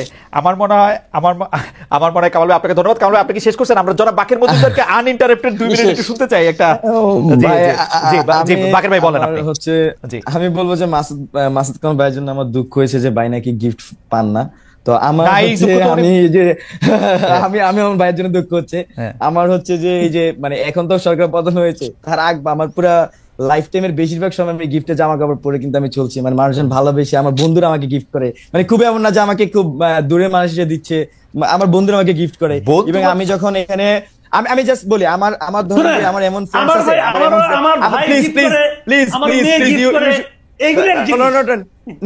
আমি একটু শেষ করি ভাই, আমি একটু শেষ করি। ধরেন যে আমার এখানে যখন আমি ছাত্র শক্তি রাজনীতি করতাম ঢাকা বিশ্ববিদ্যালয়ে, আমার অনেক বন্ধু, অনেক টিচার, অনেক অয়েল রিসোর্সেস ওনারা কিন্তু আমাদেরকে কন্ট্রিবিউট করতেন। তো এখানে মানে ভাই যেভাবে বলছেন যে এটা, আমি পলিটিক্যাল কথাটা বলছি, তো পলিটিক্যালি কিন্তু তারা আমাদেরকে কন্ট্রিবিউটটা করতেন। তো এখানে আমার কাছে মনে হয় যে গুড উইলের ইস্যুস আছে, ট্রাস্ট ইস্যুস আছে এবং অনেস্টি ইস্যুস আছে। যদি এই জিনিসগুলো ক্লিয়ার থাকে তাহলে আসলে মানুষ আস্থা রাখে এবং মানুষের সহযোগিতা করে, এবং বাংলাদেশের মানুষ সেই সহযোগিতার হাত কিন্তু জুলাই অভ্যুত্থানে দেখিয়েছে, স্টিল আমাদের সাথে সেটা দেখাচ্ছে। আমরা বাংলাদেশের মানুষের প্রতি আশাবাদী এবং বাংলাদেশের মানুষের প্রতি আমরা আস্থা রাখতে চাই, এবং আগামীর বাংলাদেশে আমরা এই যে আপনি যে গণচাঁদার কথা আমরা বলছি, আমি খুবই ক্লিয়ার করছি, আমাদের এখনো সিস্টেম গুলো কিন্তু ওইভাবে ডেভেলপ হয়নি সবকিছু। আমরা খুব শীঘ্রই আমরা এই সিস্টেম গুলো ডেভেলপে কাজ করছি। খালেদ ভাই যেভাবে প্রশ্ন করছেন আমি খুবই সাধুবাদ জানাই। এগুলা ক্লিয়ার হওয়া উচিত শুধু আমাদের না, প্রত্যেক, আমি মনে করছি যে রাজনৈতিক দলগুলো এই বিষয়গুলো ক্লিয়ার থাকা উচিত। আমরা যদি ছাত্র আমি বলছি ভাই, আমি বলছি, আমাকে একটু শেষ করতে দিবেন। আমরা রাজনৈতিক দল হিসেবে আসলে আমরা সকল ধরনের সিস্টেম বিল হলে আমরা এই সবগুলা বিষয় আমাদের বাৎসরিক মান্থলি কিন্তু আমরা এই হিসাবগুলো সামনে আনবো, অন্তত বাৎসরিক হিসাবটা আমাদের সামনে আসবে যে কিভাবে কোন জায়গা থেকে কি কন্ট্রিবিউশন হয়েছে। বাট এখন যেটা হয়েছে, আমাদের যে ছাত্ররা যে কাজ করছি, আমি কিন্তু এখন মাস্টার্সে পড়ছি, আমার এর সাথে একাডেমিয়া, এর সাথে আমার ক্যাম্পাসে কাজ করতে হয়, 10টা প্রবলেম হলে সেটা দেখতে হয়। তো আমরা কিন্তু সেই জিনিসগুলো করছি, আমরা আমাদের এই দায়িত্বটা পালন করে যাচ্ছি। তো এখানে আমাদের এই সিস্টেমটা বিল্ড হয় নাই। এখানে নিউ সেটেলমেন্টে আমাদেরকে যেমন টাইম নিতে হচ্ছে, আমাদের এই জিনিসগুলা একদমই ক্লিয়ার কাট রাখার জন্য আমাদেরকে কিন্তু একটা সিস্টেম বিল্ডিং এর দিকে যেতে হচ্ছে। তো এর জন্য আমাদের সময় লাগবে, আমরা আপনাদের কাছে সময় চাই, এবং বাংলাদেশের মানুষ আমাদের উপর যে আস্থা রেখেছে আমরা সেই আস্থা ধরে রাখতে চাই। তো এটা বলে আমি আসলে শেষ করব, এবং আমি আশাবাদী ছাত্র যদি হিসেবে আসে তখন এই বিষয়গুলো আপনার খুবই স্পষ্ট এবং সাংগঠনিক জায়গা থেকে খুবই ক্লিয়ার স্টেটমেন্ট। জনাব মজুমদার, আপনাকে অনেক ধন্যবাদ। আপনি আসলে মাসুদ কামাল ভাই আপনাকে একটা আহ্বান জানিয়েছিল, আপনি নিশ্চয়ই সমন্বয়কদের সাথে এগুলি নিয়ে আলোচনা করবেন, আপনারা সবাই মিলে সিদ্ধান্ত নেবেন। আপনারা যত বেশি স্বচ্ছ হবেন তত আমাদের জন্য ব্যাপারটা সুবিধাজনক হবে। এবং আমরা আপনার মাধ্যমে সবাইকে জানাতে চাই যে আমরা আপনাদের শত্রু নয় কেউই, আমরা প্রশ্ন করি, সবাইকেই প্রশ্ন করতে চাই, সবাইকে প্রশ্ন চাই। জনাব মাসুদ কামাল, আপনাকে অনেক ধন্যবাদ। অনেকগুলি বিষয় নিয়ে আপনার সাথে আমার দ্বিমত না থাকলেও কিছু প্রশ্ন আমি উত্থাপন করেছি, আপনি নিশ্চয়ই ক্ষমাসুন্দর দৃষ্টিতে দেখবেন, বেয়াদবি মনে করবেন না। ভালো থাকবেন, এবং আপনি আমাদেরকে অনেকগুলি বিষয়ে আসলে অনেকগুলি কথা বলেছেন, আপনাদের অনেক ধন্যবাদ। দর্শক, আপনাদের সঙ্গে আবার আমাদের দেখা হবে পরবর্তীতে নতুন কোন অতিথি নিয়ে। সে পর্যন্ত আপনাদের অনেক অনেক ধন্যবাদ। ধন্যবাদ জনাব বাকের মজুমদার, আপনাকেও।